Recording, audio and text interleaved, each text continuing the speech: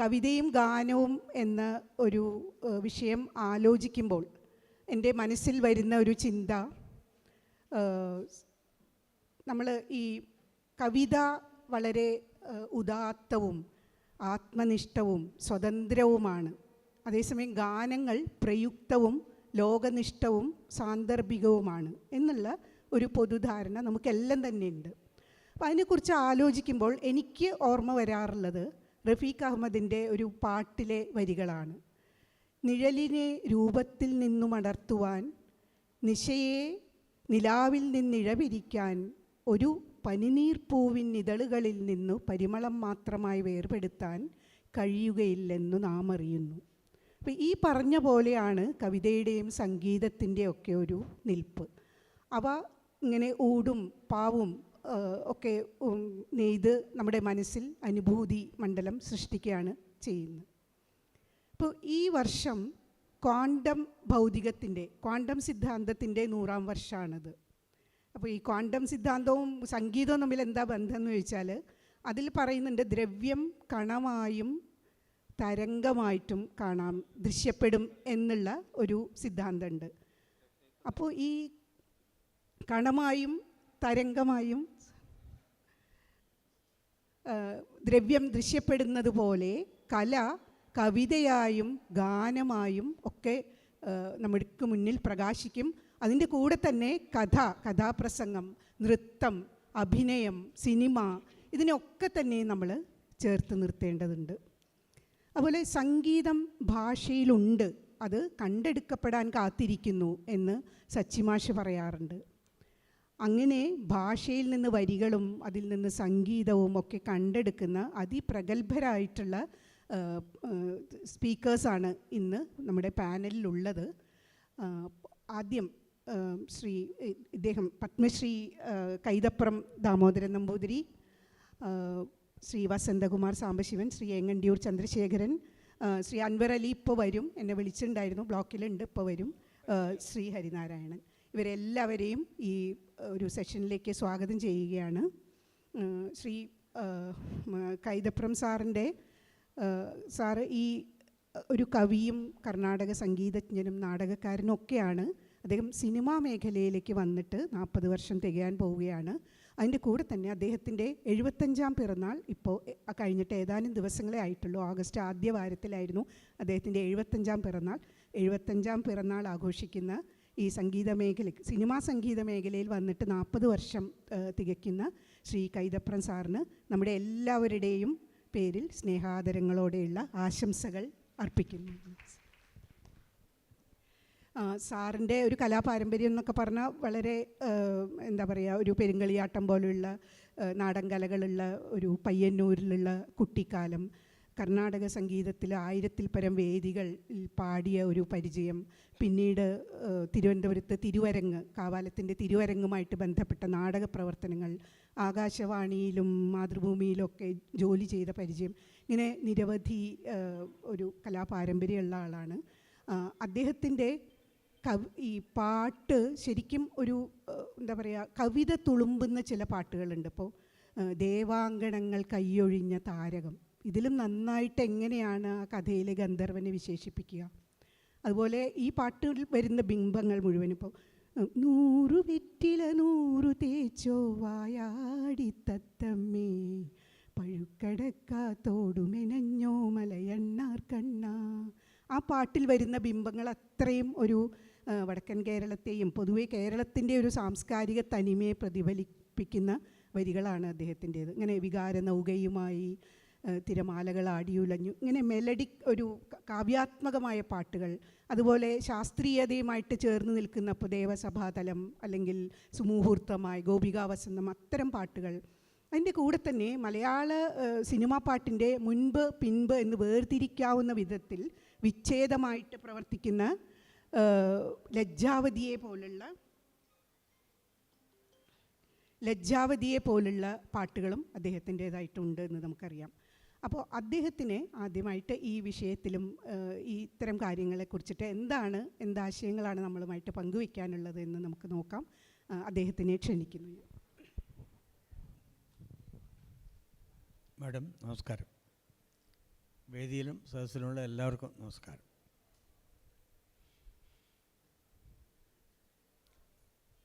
ഒരു കഥ കേട്ടാൽ, ഒരു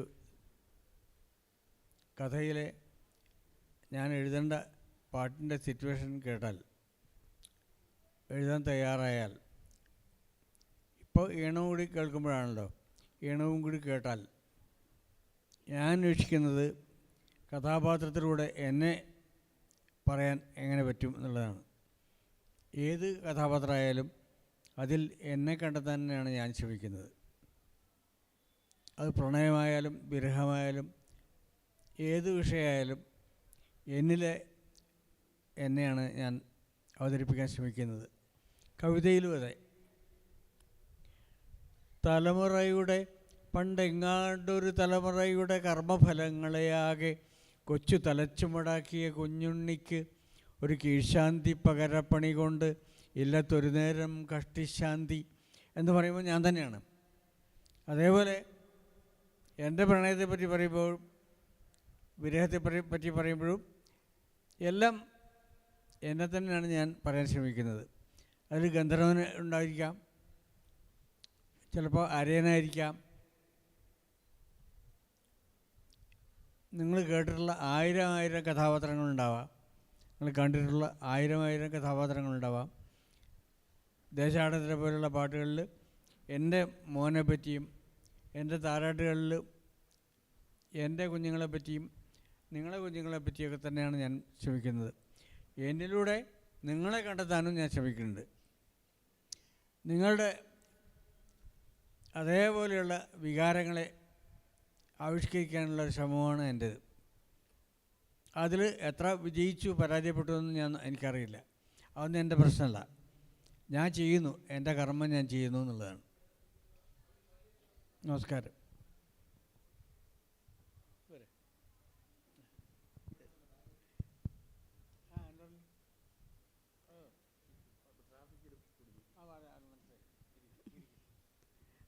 സാറ് വളരെ ചുരുക്കിയാണ് പറഞ്ഞത്.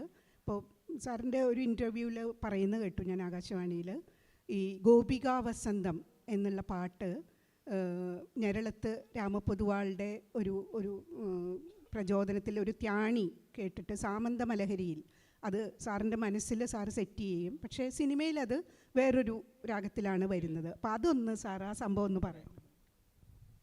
അത് തൃശ്ശൂർ തന്നെയാണ്, രാമനിലയത്തിൽ വെച്ചാണ് ലോഹി എന്നോട് കഥ പറയുന്നത്.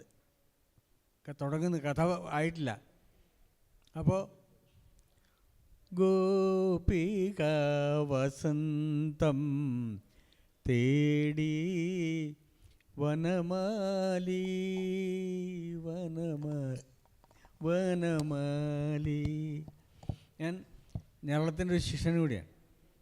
ഞരളാണ് സാമന്തമലഹരിയും ഇതൊക്കെ എന്നെ പഠിപ്പിച്ചത്, ത്യാണികൾ ഒക്കെ പഠിപ്പിച്ചിട്ടുള്ളത്.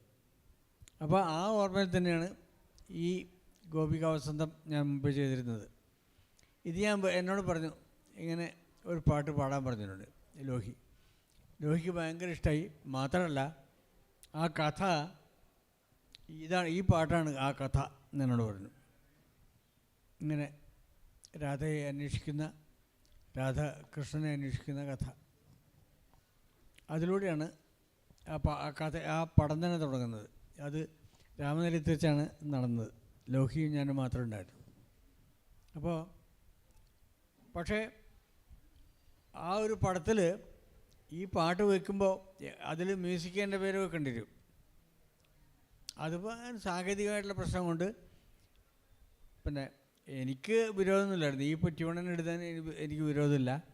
പക്ഷേ കുറച്ചുകൂടി ടെക്നിക്കലായിട്ട് പിന്നെ ഷൺമുഖപ്രിയ നല്ലതായിരിക്കുമെന്ന് എന്നോട് രവിയേട്ടൻ പറഞ്ഞുകൊണ്ട് ഞാൻ സമ്മതിച്ചതാണ്. അതിൽ എൻ്റെ ഡ്യൂട്ടി പാട്ട് എഴുതൽ മാത്രമാണ്.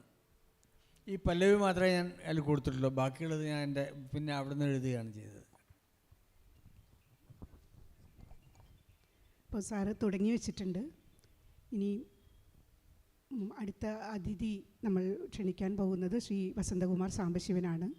1924 കേരളത്തിൻ്റെ ചരിത്രത്തിൽ വളരെ പ്രധാനപ്പെട്ട ഒരു വർഷമാണ്.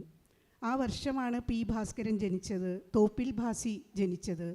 നമ്മുടെ വലിയൊരു നവോത്ഥാന പ്രവർത്തനമായിട്ടുള്ള വൈക്കം സത്യാഗ്രഹം നടന്നത്, നമ്മുടെ വലിയൊരു ഈ നൂറ്റാണ്ടിൻ്റെ തന്നെ പ്രകൃതി ദുരന്തമായിട്ടുള്ള വെള്ളപ്പൊക്കവും സംഭവിച്ചത് 1924 അതിൻ്റെ ഒപ്പം തന്നെ ഒരു വലിയൊരു ജനകീയ കലയായിട്ടുള്ള ഒരു കലയും കൂടി ആ വർഷം ഉരുവപ്പെട്ടു. അതാണ് കഥാപ്രസംഗം. 1924 CA സത്യദേവൻ ചണ്ടാല ഭിക്ഷുകി എന്ന കഥ അവതരിപ്പിച്ചുകൊണ്ടാണ് ആദ്യത്തെ കഥാപ്രസംഗം. അദ്ദേഹം ഒരു ഹരികഥാ കാലക്ഷേപകനായിരുന്നു. പല കഥകളും ഭക്തികഥകളും ഒക്കെ പറയുന്ന അദ്ദേഹത്തിനോട് കുമാരനാശാനാണ് തൻ്റെ കഥകളെടുത്ത് അവതരിപ്പിക്കാൻ പറയുന്നത്. അങ്ങനെ ദുരവസ്ഥയും ചണ്ടാല ഭിക്ഷുകിയൊക്കെ അദ്ദേഹം അവതരിപ്പിക്കുന്നുണ്ട്. ആദ്യമായിട്ട് അവതരിപ്പിച്ചത് ചണ്ടാല ഭിക്ഷുകി എന്ന കഥയാണ്. നമുക്കറിയാം, അത്രയും സാമൂഹ്യ പ്രസക്തിയുള്ള ഒരു കഥയിൽ നിന്നാണ് കഥാപ്രസംഗം തുടങ്ങുന്നത്.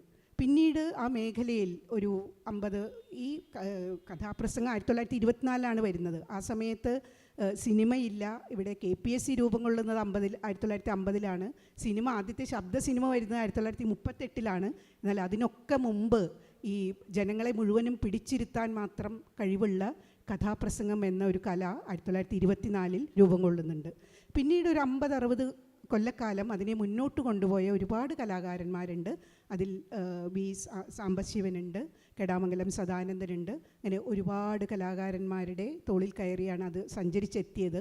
പിന്നീട് 90കളിൽ നമുക്കറിയാം ദൃശ്യകലകളുടെ ഒരു വല്ലാത്തൊരു അധിനിവേശം ഉണ്ടായി, സിനിമകളുടെ ഒരു അധിനിവേശം. ഇതെല്ലാം കൂടിയിട്ട് ആ ഒരു കഥാപ്രസംഗ മേഖല ഒരു താഴേക്ക് പോകുന്ന, മാഞ്ഞു പോകുന്ന ഒരു അവസരത്തിലാണ് അതിനെ സജീവമാക്കി നിർത്താൻ വേണ്ടിയിട്ടുള്ള ഉത്തരവാദിത്തം ഏറ്റെടുത്തുകൊണ്ട് ശ്രീ വസന്തകുമാർ സാംബശിവൻ ഈ രംഗത്തേക്ക് വരുന്നത്.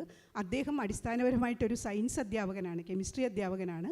പക്ഷേ അദ്ദേഹം കഥാപ്രസംഗത്തെ തൻ്റെ ഒരു ഉത്തരവാദിത്തമായിട്ട് ഏറ്റെടുത്തുകൊണ്ട് ആ ഒരു കലയെ നമ്മുടെ സമൂഹത്തിൽ സജീവമായിട്ട് നിർത്താൻ വേണ്ടിയിട്ട് ആ ഒരു ഉത്തരവാദിത്തം ഏറ്റെടുത്തുകൊണ്ട് വരുന്നുണ്ട്. അദ്ദേഹത്തിന് ഈ ഒരു കവിതയും ഗാനവും, കഥാപ്രസംഗം എന്ന് പറഞ്ഞാൽ നമുക്കറിയാം കഥ പറച്ചിലുണ്ട്, കവിതയുണ്ട്, ഗാനമുണ്ട്, അഭിനയമുണ്ട്, വാദ്യോപകരണങ്ങളുടെ ഒരു പ്രഭാവമുണ്ട്. ഇതെല്ലാം കൂടിയിട്ടുള്ളൊരു കലയാണ് കഥാപ്രസംഗം. ഈ ഗാനം തന്നെ ഒരു കെസ് പാട്ട്, തോണിപ്പാട്ട്, പ്രണയഗാനം, മാപ്പിളപ്പാട്ട്, ഇതെല്ലാം വെച്ചിട്ടാണ് അവർ അവതരിപ്പിക്കുക. അവരുടെ മനോധർമ്മം പോലെയും അവരുടെ ഒരു പരിശീലനം പോലെയൊക്കെ ആയിട്ട് അവതരിപ്പിക്കാൻ നമുക്ക് കേട്ടിട്ടുള്ള എല്ലാവർക്കും അറിയാം. അപ്പോൾ അദ്ദേഹത്തിന് ഈ വിഷയത്തിൽ എന്താണ് പറയാനുള്ളത് എന്ന് നമുക്ക് നോക്കാം. അഭിവന്ദിയായ അധ്യക്ഷ ശ്രീമതി N. രേണുക, ഇവിടെ എന്നോടൊപ്പം വേദി പങ്കിടുന്ന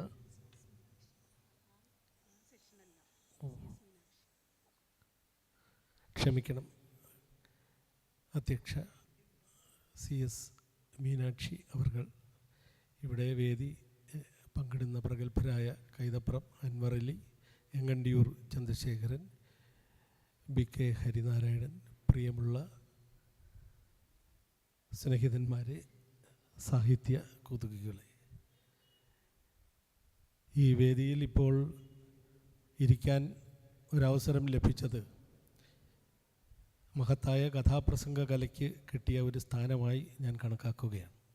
കാരണം ഏറ്റവും കൂടുതൽ സാഹിത്യം പ്രചരിപ്പിക്കുകയും പ്രസരിപ്പിക്കുകയും ഒക്കെ ചെയ്തിട്ടുള്ള ആ കല സാഹിത്യത്തിൻ്റെ ശരിയായ ഇടനാഴികളിൽ കടന്ന് കയറാൻ കഴിയാത്ത അവസ്ഥയുണ്ട്. ഈ കല പ്രസരിപ്പിക്കുന്ന സാഹിത്യം, കവിത, സംഗീതം, ഇവിടെ അധ്യക്ഷ സൂചിപ്പിച്ചതുപോലെ അതിൽ ഉൾച്ചേരാത്ത കലകളൊന്നും തന്നെയില്ല. അപ്പോൾ ആ മട്ടിലൊക്കെ സമഗ്രമായ ഒരു എല്ലാം ചേർന്നൊരു കല, ആചാര്യനായ KK വാദ്യാരുടെ ഭാഷയിൽ പറഞ്ഞാൽ എല്ലാ കലകളുടെയും ഒരു സമ്മിളിത രൂപമാണ് കഥാപ്രസംഗം. അതിൻ്റെ പിറവിയെ സംബന്ധിച്ച് അധ്യക്ഷ ഇവിടെ സൂചിപ്പിച്ചു. 1924 അത് തുടങ്ങി എന്നാണ് പറഞ്ഞത്. അതിനോടനുബന്ധിച്ച് നമ്മുടെ നാട്ടിൽ ചരിത്രത്തിൽ രേഖപ്പെടുത്തപ്പെട്ടിട്ടുള്ള ഒട്ടേറെ സംഭവങ്ങൾ സൂചിപ്പിക്കുകയുണ്ടായി. അതിൽ പ്രധാനപ്പെട്ട ഒരു സംഭവമാണ് 1924 കുമാരനാശാൻ്റെ മരണം. ആ മരണത്തിന് 2 മാസത്തിന് ശേഷമാണ് കഥാപ്രസംഗ കല ജനിക്കുന്നത്. അതിന് മരണത്തിന് ഏതാനും ആഴ്ചകൾ മുമ്പാണ് കഥാപ്രസംഗം എന്ന കലയുടെ സങ്കല്പനം ആശാൻ മുമ്പോട്ട് വെക്കുന്നത്. ആശാനൊരു ധർമ്മസങ്കടം ഉണ്ടായിരുന്നു. താൻ എഴുതി വച്ചിരിക്കുന്ന ചില കാവ്യങ്ങൾ കാവ്യശാസ്ത്ര നിബദ്ധമായി എഴുതിയിട്ടുള്ള തൻ്റെ പതിവ് ശൈലിയിൽ നിന്ന് വിഭിന്നമായി വിലക്ഷണ പ്രകൃതിയോടെ ഞാൻ സമർപ്പിക്കുന്നു ചണ്ഡാല ഭിക്ഷുകി, ദുരവസ്ഥ തുടങ്ങിയിട്ടുള്ള കാവ്യങ്ങൾ എന്ന ആമുഖത്തോടു കൂടി സാമാന്യം വായിക്കാൻ അറിയാവുന്നവർ വായിക്കട്ടെ എന്ന് കരുതി അദ്ദേഹം സമർപ്പിക്കുകയാണ്. അതിലെ പ്രധാനപ്പെട്ട സന്ദേശങ്ങൾ സാധാരണക്കാരിൽ എത്തണം. ആ സന്ദേശം സ്നേഹത്തിൽ നിന്നുദിക്കുന്നു ലോകം, സ്നേഹത്താൽ വൃദ്ധി തേടുന്നു ചണ്ഡാല ഭിക്ഷുകിയിലും, മാറ്റുവിൻ ചട്ടങ്ങളെ സ്വയമല്ലെങ്കിൽ മാറ്റും അതുകളിൽ നിങ്ങളെത്താൻ എന്ന് ദുരവസ്ഥയിലും അദ്ദേഹം ഉദ്ഘോഷിക്കുന്നുണ്ട്. രണ്ടും കഥാകാവ്യങ്ങളാണ്. ആ ദുഷിച്ച കാലഘട്ടത്തെ അനാവരണം ചെയ്തുകൊണ്ട് അവിടുത്തെ അനീതികൾക്ക് നേരെ വിരൽ ചൂണ്ടിക്കൊണ്ടാണ് ആ കാവ്യകൃതികൾ ഉണ്ടായത്. അതിൻ്റെ കെടുതികൾ അനുഭവിച്ച സാധാരണക്കാരെ ആ കെടുതിയിൽ ആണ് തങ്ങൾ എന്നും തങ്ങൾക്ക് സ്വാതന്ത്ര്യ നിഷേധമാണ് ഇപ്പോൾ അനുഭവിക്കേണ്ടി വരുന്നത് എന്നും ഉള്ള ബോധ്യം അവർക്കുണ്ടാക്കുന്നതിന് വേണ്ടി അദ്ദേഹം ഈ കാവ്യങ്ങൾ ചമച്ചു വെച്ചു. പക്ഷേ പൊടിയടിഞ്ഞ ഭവനത്തിൻ്റെ മൂകതയും നിശബ്ദതയും ഞാൻ വെറുക്കുന്നു എന്ന് മലയാറ്റൂർ സൂചിപ്പിച്ചതുപോലെയുള്ള സ്ഥാനങ്ങളിൽ ലൈബ്രറിയുടെ റാക്കുകളിൽ അത് ഇരുന്ന് ഇരട്ടവാലൻ കടിച്ചു തിന്നുന്ന ഒരു ദുരവസ്ഥ തൻ്റെ ദുരവസ്ഥയ്ക്കും ചണ്ഡാല ഭിക്ഷുകിക്കും ഉണ്ടാകും എന്ന ധർമ്മസങ്കടം അദ്ദേഹത്തെ വല്ലാതെ ബാധിച്ചിരുന്നു. ആ കാലത്താണ് നാരായണ ഗുരുദേവൻ്റെ ആശയപ്രചരണവുമായി ഒരു പ്രഭാഷക സംഘത്തിൽ CA സത്യദേവൻ എന്ന മനുഷ്യൻ ചെന്നപ്പെടുന്നത്. ആ സംഘത്തിലൊരംഗമായിരുന്നു ആശാൻ. ഒപ്പം സഹോദരൻ അയ്യപ്പനുണ്ടായിരുന്നു, ഡോക്ടർ പൽപ്പു ഉണ്ടായിരുന്നു, അങ്ങനെ പലരും ഉണ്ടായിരുന്നു. നാടുടനീളം ഈ സന്ദേശങ്ങൾ, നവോത്ഥാന സന്ദേശങ്ങൾ കൃത്യമായി ആ ഗുരുമുഖത്ത് നിന്ന് കേട്ടിട്ട് ജനപഥങ്ങളിൽ ചെന്നവർ സംസാരിക്കുകയായിരുന്നു, പ്രഭാഷണം ചെയ്യുകയായിരുന്നു. വളരെ ക്ലേശിച്ചാണ് അന്ന് യാത്ര ചെയ്യേണ്ടി വന്നത്. യാത്രാ സൗകര്യങ്ങളുടെ കുറവ് കൊണ്ട് ജനപഥങ്ങളിലെത്തി പ്രസംഗം കേട്ട് ശീലമില്ലാത്ത, സാഹിത്യഭാഷ അറിയാത്ത സാധാരണ ജനങ്ങളോട് അവർ സംസാരിക്കുമ്പോൾ കൃത്യമായി ആശാനും സത്യദേവനും ഇക്കാര്യം ബോധ്യപ്പെട്ടു. അവർക്ക് പ്രസംഗം കേട്ട് ശീലമില്ല. നന്നായി കലാപരമായി പാടിപ്പറഞ്ഞ് ഒക്കെ പറയുന്ന ഒരു കലാകാരനായ പ്രഭാഷകനെ ആണ് ഇത്തരം സന്ദർഭങ്ങളിൽ പ്രഭാഷകനായി വേണ്ടത് എന്ന ചിന്ത എല്ലാവരെയും ബാധിച്ചിരുന്നു. അതിനു മുമ്പ് സത്യദേവൻ ഈ കുംഭകോണത്ത് സംഗീതം പഠിക്കാൻ പോയിരുന്നു. അദ്ദേഹം സംഗീതജ്ഞനായിരുന്നു. അവിടെ വെച്ചൊരു കലാരൂപം അദ്ദേഹം കണ്ടാസ്വദിക്കുവാൻ ഇടവന്നു. സംഗീതത്തോടുള്ള അദ്ദേഹത്തിൻ്റെ കമ്പം കൊണ്ട് അദ്ദേഹം അത് ശ്രദ്ധിച്ചു. ഹരികഥ കാലക്ഷേപം എന്നായിരുന്നു അതിൻ്റെ പേര്. അവിടെ അത് കാണുന്നതിന് പ്രത്യേകിച്ച് യാതൊരു നിയന്ത്രണവും അവിടെ ഇല്ലായിരുന്നു എന്നതായിരുന്നു വാസ്തവം. സത്യദേവൻ ആലോചിച്ചു, തൻ്റെ നാട്ടിൽ ജനങ്ങൾക്ക് ഇതുപോലെ കല ആസ്വദിക്കുവാനൊരവസരമില്ല. അവർക്ക് കലാപരിപാടികൾ അരങ്ങേറുന്ന ക്ഷേത്രങ്ങളിലും മറ്റും പ്രവേശനമില്ല, വിദ്യാഭ്യാസം ചെയ്യാൻ അവകാശമില്ല. അങ്ങനെ വല്ലാത്തൊരു ദുരവസ്ഥയിൽ കഴിയുന്ന എൻ്റെ സമസൃഷ്ടങ്ങൾക്ക് ഇത് ആസ്വദിക്കുവാൻ ഒരവസരം ഉണ്ടാകണമെന്ന വിപ്ലവ ചിന്ത അദ്ദേഹത്തിൻ്റെ പ്രജ്ഞയിൽ ഉദിച്ചു. അതിൻ്റെ ഒരു തെളിവാണ് ആശാനോട് ഈ പ്രഭാഷണ വേളയിൽ അദ്ദേഹം പറയുന്നത്, എനിക്കൊരു ഹരികഥ പറയണം. ഞാൻ ഹരികഥ തയ്യാറാക്കി വച്ചിരിക്കുന്നു. അതിൻ്റെ പേര് മാർക്കണ്ഡേയ ചരിതം എന്നാണ്. അതിൽ ഉൾച്ചേർക്കുവാൻ യഥോചിതം തമിഴ് നാട്ടിൽ അവരെ ഈ സംസ്കൃത ഉദ്ധരണികളും മറ്റും ചേർത്താണ് ഹരികഥ അവതരിപ്പിക്കുന്നത്. താൻ സംസ്കൃതത്തിൽ എത്ര പോരാ, സംസ്കൃത പണ്ഡിതനായ കുമാരനാശാനോട് പറഞ്ഞു, അങ്ങ് ഇതിൻ്റെ ഈ എഴുത്ത് സ്ക്രിപ്റ്റ് വായിച്ചിട്ട് കൃത്യമായ സന്ദർഭങ്ങളിൽ ഉദ്ധരിക്കാൻ പാകത്തിൽ സംസ്കൃത ഉദ്ധരണികൾ പറഞ്ഞു തരണം. അങ്ങനെ ആശാൻ സമ്മതിച്ചു. അത് നടക്കുകയും ചെയ്തു. ആ സംസ്കൃത ഉദ്ധരണികളുടെ സാരവുമെല്ലാം പറഞ്ഞ് ആദ്യത്തെ ഹരികഥാ കാലക്ഷേപത്തിന് വേണ്ടിയുള്ള വേദിയുമൊരുങ്ങി. തിരുവനന്തപുരം കുന്നുംപാറ ക്ഷേത്രം, ഇപ്പോൾ കോവളത്തിനടുത്താണ്, വാഴമുട്ടം എന്ന സ്ഥലത്ത് നിന്ന് തിരിഞ്ഞു പോകേണ്ട സ്ഥലത്താണ്. കുന്നുംപാറ ക്ഷേത്രത്തിൽ 1923 വൃശ്ചിക മാസത്തിലെ കാർത്തിക നാൾ ആ കല അവിടെ അരങ്ങേറി.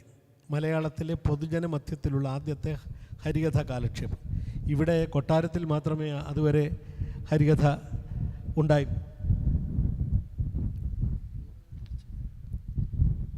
സ്വാതി തിരുനാളിൻ്റെ കൊട്ടാരത്തിൽ അന്ന് മഹാരാഷ്ട്ര പ്രവിശ്യയിൽപ്പെട്ട തഞ്ചാവൂരുകാരനായ മേരുസ്വാമി കൊട്ടാരം സംഗീതജ്ഞനായി നിയമിക്കപ്പെട്ടിരുന്നു. അദ്ദേഹത്തിന് തമിഴിൽ തൻ്റെ കൃതികളായ അജാമിളമോക്ഷം, കുചേലോപാഖ്യാനം തുടങ്ങിയിട്ടുള്ള കൃതികൾ സ്വാതിനാൾ തമിഴിൽ തന്നെ പഠിപ്പിച്ചു കൊടുത്തു. തമിഴിൽ തന്നെ ഹരികഥ അവതരിപ്പിക്കുവാൻ കൊട്ടാരത്തിൽ അവസരമുണ്ടാക്കി.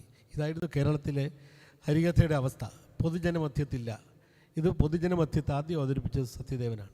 ആ കഥാവതരണം സശ്രദ്ധം കേട്ടിരുന്ന കുമാരനാശാൻ പെട്ടെന്ന് ഒരു വെളിച്ചം കിട്ടിയതുപോലെ സത്യദേവനോട് പറഞ്ഞു, അങ്ങ് എൻ്റെ കാവ്യകൃതികൾ എന്തുകൊണ്ട് ഇങ്ങനെ പാടി പറഞ്ഞുകൂടാ? നിങ്ങൾ ഈ ഹരികഥയിലെ സമ്പ്രദായമായ ശാസ്ത്രീയ സംഗീതം ജനങ്ങൾക്ക് തീരെ അപരിചിതമാണ്, പാവപ്പെട്ടവർക്ക് തീരെ അപരിചിതമാണ്. അവർക്കത് ഉൾക്കൊള്ളാൻ ഒരു പക്ഷേ കഴിയില്ല. അവർക്ക് അത് വിരസമായി തോന്നാം. കാരണം ദീർഘമായ രാഗവിസ്താരം കച്ചേരികളിൽ സംഭവിക്കുന്നത് പോലെ അത് പഠിച്ചവർക്കും വാസനയുള്ളവർക്കും മാത്രം പറഞ്ഞിട്ടുള്ളതാണ്. അതുകൊണ്ട് എൻ്റെ കാവ്യകൃതികൾ സുലളിതമായി പാടിപ്പറയണം. ഇതുപോലുള്ള ഒരുപാട് വിപ്ലവകരമായ നിർദ്ദേശങ്ങൾ, ധാരണകൾ വച്ചു പുലർത്തിയ ആളാണ് ആശാൻ. ആശാൻ മഹാകാവ്യം എഴുതിയില്ല. സ്മോൾ ഇസ് ബ്യൂട്ടി എന്ന് നമ്മളിപ്പോൾ പറയുന്ന, സ്മോൾ ഇസ് ബ്യൂട്ടിഫുൾ എന്നൊക്കെ നമ്മളിപ്പോൾ പറയുന്ന ആ തത്വം, ആ ആശയം മനസ്സിൽ അടിവരയിട്ട് കുറിച്ച ആളായിരുന്നു ആശാൻ. അതുകൊണ്ട് അദ്ദേഹം മഹാകാവ്യമേ എഴുതില്ല എന്ന് പറഞ്ഞിട്ടുണ്ട്. അപ്പോൾ അങ്ങനെയുള്ള ചില വിപ്ലവകരമായ ആശയങ്ങൾ ആശാൻ്റെ മനസ്സിൽ ഉദിച്ചത് ഈ കഥാപ്രസംഗം എന്ന് പേരിടാത്ത ആ കലയ്ക്ക് അദ്ദേഹം ഒരു സങ്കല്പന എന്നുള്ള രീതിയിൽ സത്യദേവനെ ബോധ്യപ്പെടുത്തുമ്പോൾ അദ്ദേഹം പറയുകയുണ്ടായി, ശാസ്ത്രീയ സംഗീതം വേണ്ട, ജനകീയ ശീലിൽ പാടിപ്പറയുക. ഞാൻ എഴുതിയ ചണ്ഡാലഭിക്ഷുകയാണ് പറയുന്നതെങ്കിൽ, ദുരവസ്ഥയാണ് പറയുന്നതെങ്കിൽ അതിൽ ഏകശ്രുതമായി അത് ഉൾക്കൊള്ളാൻ കഴിയാത്ത, ഒറ്റ കേൾവിക്ക് ഉൾക്കൊള്ളാൻ കഴിയാത്ത പാവപ്പെട്ടവർ മുമ്പിലുണ്ട് എന്ന ബോധ്യത്തിൽ താങ്കൾ എൻ്റെ കൃതിയെ പരുവപ്പെടുത്തുക. ഒരിടത്ത് ക്ലിഷ്ടമായി കാണുന്നെങ്കിൽ അത് ലളിതമായി പുനർരചിക്കുക, അങ്ങനെ പാടി പറയുക. ഇത്രമാത്രം കൃത്യമായ ഒരു സങ്കല്പനം കഥാപ്രസംഗം എന്ന ജനിക്കാനിരിക്കുന്ന കലയെ സംബന്ധിച്ച് ആശാൻ നൽകുകയും അദ്ദേഹം പോവുകയും 1924 ആ മഴക്കാലത്ത്, ആ കാലഘട്ടത്തിൽ ആശാൻ പല്ലന ബോട്ടപകടത്തിൽ മരണപ്പെടുകയുണ്ടായി. ഇത് സത്യദേവന് വല്ലാത്ത സങ്കടം ഉണ്ടാക്കി. അദ്ദേഹം ആശാൻ്റെ ഈ ആശയം, ആശാൻ പകർന്നു കൊടുത്ത ഈ ആശയം എന്നതിനേക്കാൾ അതൊരു ചരിത്ര ദൗത്യം എന്നുള്ള നിലയിൽ ഇത് എത്രയും പെട്ടെന്ന് സാധ്യതപ്രായമാക്കണമെന്ന് തോന്നുകയും, സത്യദേവൻ ഒരർത്ഥത്തിൽ പകുതി സന്യാസിയായിരുന്നു, അവധൂതനാണ്. അദ്ദേഹത്തിൻ്റെ കുടുംബവും മക്കളുമൊക്കെ ഉള്ള ആളാണ്. ഇപ്പോഴും മക്കൾ ജീവിച്ചിരിപ്പുണ്ട്, സത്യദേവൻ്റെ മക്കൾ.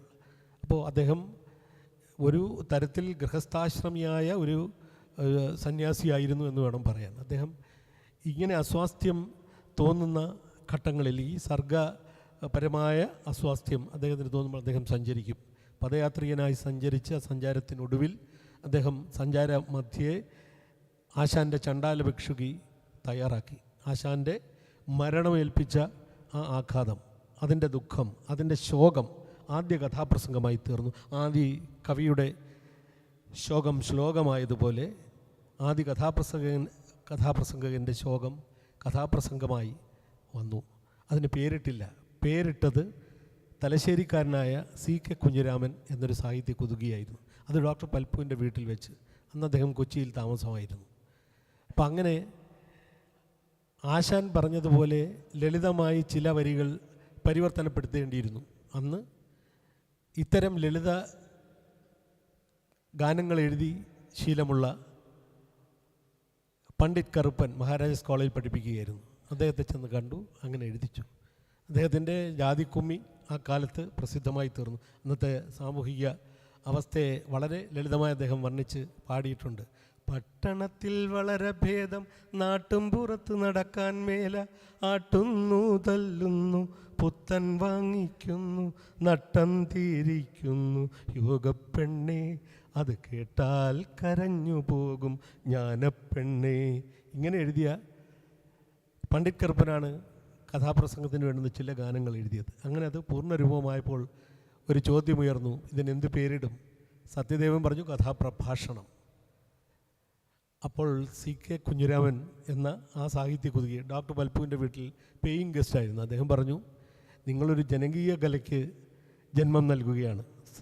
എഴുത്തറിയാൻ മേലാത്തവർക്ക് ഒരു മഹാകാവ്യം പാടിപ്പറയാൻ പോവുകയാണ്. അതിനിത്രയും പ്രൗഢമായ പേര് കഥാപ്രഭാഷണം അങ്ങനെ വേണ്ട, കഥാപ്രസംഗം, അങ്ങനെയാണ് ആ പേര് ഉണ്ടാകുന്നത്. അത് കാവ്യകൃതികൾ പാടിപ്പറയുന്ന ഒരു പ്രസ്ഥാനമായി ആരംഭിച്ചു. ഇവിടെ സൂചിപ്പിച്ചതുപോലെ ദുരവസ്ഥ, ചണ്ഡാല ഭിക്ഷുകി, ശ്രീബുദ്ധചരിതം തുടങ്ങിയിട്ടുള്ള കാവ്യകൃതികൾ, ആശാൻ ഏറ്റവും ഒടുവിൽ എഴുതിയ കരുണ എല്ലാം കഥാപ്രസംഗങ്ങളായി വന്നു. ഒരു ഘട്ടം കഴിഞ്ഞപ്പോൾ അടുത്ത കാഥികർ അല്ലെങ്കിൽ പിൻഗാമികളായ, സത്യദേവന് പിൻഗാമികളായി വന്നവർ ഏതാണ്ട് ഒരു 2 വർഷക്കാലത്തെ വ്യതിയാനത്തിൽ സ്വാമി ബ്രഹ്മവ്രതൻ എന്ന ഒരു മഹാൻ കഥാപ്രസംഗം തൻ്റേതായ ശൈലിയിൽ ആരംഭിച്ചിരുന്നു. ഇവർ തമ്മിൽ ഇതിൻ്റെ ഒരു ക്ലെയിം ഡിസ്പ്യൂട്ട് ഉണ്ട്. അത് സത്യദേവൻ്റെ ഒരു കത്തിൽ വായിക്കാനിട വന്നിട്ടുണ്ട്. പക്ഷെ ഈ കാലം സന്ദർഭമെല്ലാം വിശദീകരിച്ച് സത്യദേവൻ തന്നെയാണ് ആദ്യത്തെ കഥാപ്രസംഗം അവതരിപ്പിച്ചത്. അപ്പോൾ ഞാൻ ചുരുക്കുകയാണ്. അപ്പോൾ അങ്ങനെ ജനിച്ച ഈ കല, ഇതിൽ കവിത പാട്ടായി വരുന്ന ഒരു പരിവർത്തന ഘട്ടമുണ്ട്. അത് പിന്നീട് ഈ പറഞ്ഞ പിന്നെ പൂർവ്വസൂരികളായിട്ടുള്ള കഥാപ്രസംഗങ്ങളുടെ ഒരു 20-25 വർഷത്തിന് ശേഷം ജനകീയ കവികളെ, അവരുടെ കാവ്യകൃതികളെ അവലംബിക്കുകയും വിശ്വസാഹിത്യം ഒക്കെ അവലംബിക്കുകയും ചെയ്യുന്ന ഘട്ടത്തിലേക്ക് വരുമ്പോഴാണ് നമുക്ക് സുപരിചിതമായ കഥാപ്രസംഗം ഉണ്ടായത്. അങ്ങനെയാണ് കെടാമംഗലം സദാനന്ദനും എൻ്റെ പിതാവ് വി സാംബശിവനുമൊക്കെ രംഗത്ത് വന്നത്. അവർ അവതരിപ്പിച്ച പാട്ടുകൾ, കഥാപ്രസംഗ ഗാനങ്ങൾ വളരെ മൂല്യവത്തായ ഗാനങ്ങളാണ്. അതിലേക്ക് ഞാൻ വരാം.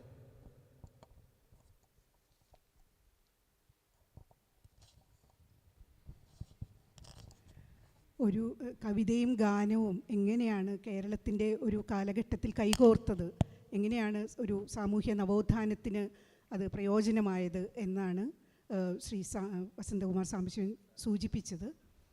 ഇനി ശ്രീ ഏങ്ങണ്ടിയൂർ ചന്ദ്രശേഖരൻ, അതായത് ഇപ്പോൾ കേരളത്തിൻ്റെ ഏറ്റവും ഫലഭൂയിഷ്ടമായിട്ടുള്ള ഒരു കലാസാംസ്കാരിക രംഗത്തൊക്കെ ഫലഭൂയിഷ്ടമായിട്ടുള്ള ഒരു പ്രദേശം ഏതാണെന്ന് ചോദിച്ചാൽ കൊടുങ്ങല്ലൂർ മുതൽ ചേറ്റുവ വരെ മണപ്പുറം എന്ന് വിളിക്കപ്പെടുന്ന ഒരു പ്രദേശമാണ്.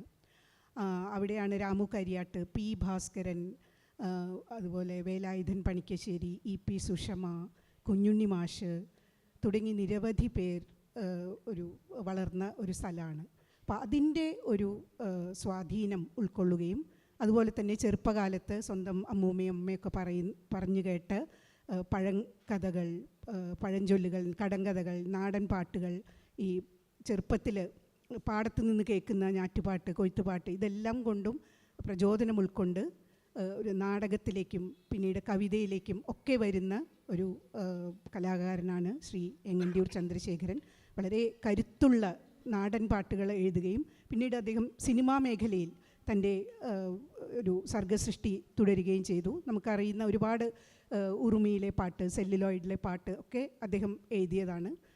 ആരാണേ ആരാണേ, അതുപോലെ ഏനുണ്ടോടി തുടങ്ങിയ സിനിമാ പാട്ടുകളൊക്കെ അദ്ദേഹം എഴുതിയാണ്. അതിന് മുന്നേ അതേപോലെ തന്നെ പുതിയ തലമുറയുമായിട്ട്, ഇപ്പോൾ ജോബ് കുര്യനുമായിട്ട് ചേർന്ന്, അവിയൽ ബാൻഡുമായിട്ട് ചേർന്ന് ഒക്കെയുള്ള അദ്ദേഹത്തിൻ്റെ രചനകൾ വളരെ പ്രശസ്തമാണ്. അപ്പം അതിനെക്കുറിച്ചൊക്കെ അദ്ദേഹം നമ്മളോട് പറയും. വളരെ സന്തോഷമുണ്ട് പാട്ടും കവിതയും എന്ന വിഷയത്തിലേക്ക് വരുമ്പോൾ. കാരണം പാട്ടും കവിതയും ഇഴചേർന്ന് നിൽക്കുന്ന 2 രൂപങ്ങളാണ് ശരിക്കും. എൻ്റെയൊക്കെ അഭിപ്രായത്തിൽ ശരിക്കും പാട്ട് ആണ് ആദ്യം ഉണ്ടാവാൻ സാധ്യത. പിന്നീടാണ് അതിൽ കവിത കണ്ടെത്തുന്നത്. നല്ല പാട്ടിലൊക്കെ നല്ല കവിത ഉണ്ടാവുമെന്ന് നമുക്ക് മുൻപ് പാട്ടെഴുതിയ എല്ലാവരും നമ്മളെ കൊണ്ട് പറയിപ്പിച്ചിട്ടുണ്ട്. അത് കവിത പോലെ ആണല്ലോ എന്ന് പറയും. നമ്മൾ കവിതയെ മാത്രമല്ല, പാട്ടിനെ മാത്രമല്ല, എന്തും നല്ലതിനും പറയാം അത് കവിത പോലെ മനോഹരമായിരിക്കുന്നു എന്ന് പറയും. എന്താണ് കവിത എന്ന് വെച്ചാൽ നമുക്ക് പറയാനൊന്നും പറ്റില്ല. പക്ഷേ കവിത എന്താണെന്ന് നമ്മുടെ ഉള്ളിൽ നമുക്ക് പറഞ്ഞു തരുന്ന ഒന്നായിരിക്കും. പാട്ട് വളരെ ജനകീയമായിട്ട് ആദിമ കാലം തൊട്ട് ഉണ്ടായിരിക്കും എന്ന് നമുക്കെല്ലാവർക്കും അറിയാവുന്നൊരു കാര്യമാണത്. അതുണ്ടായിരിക്കും പാട്ടാണെന്ന് അതുകൊണ്ടാണ് ഞാൻ പറഞ്ഞത്.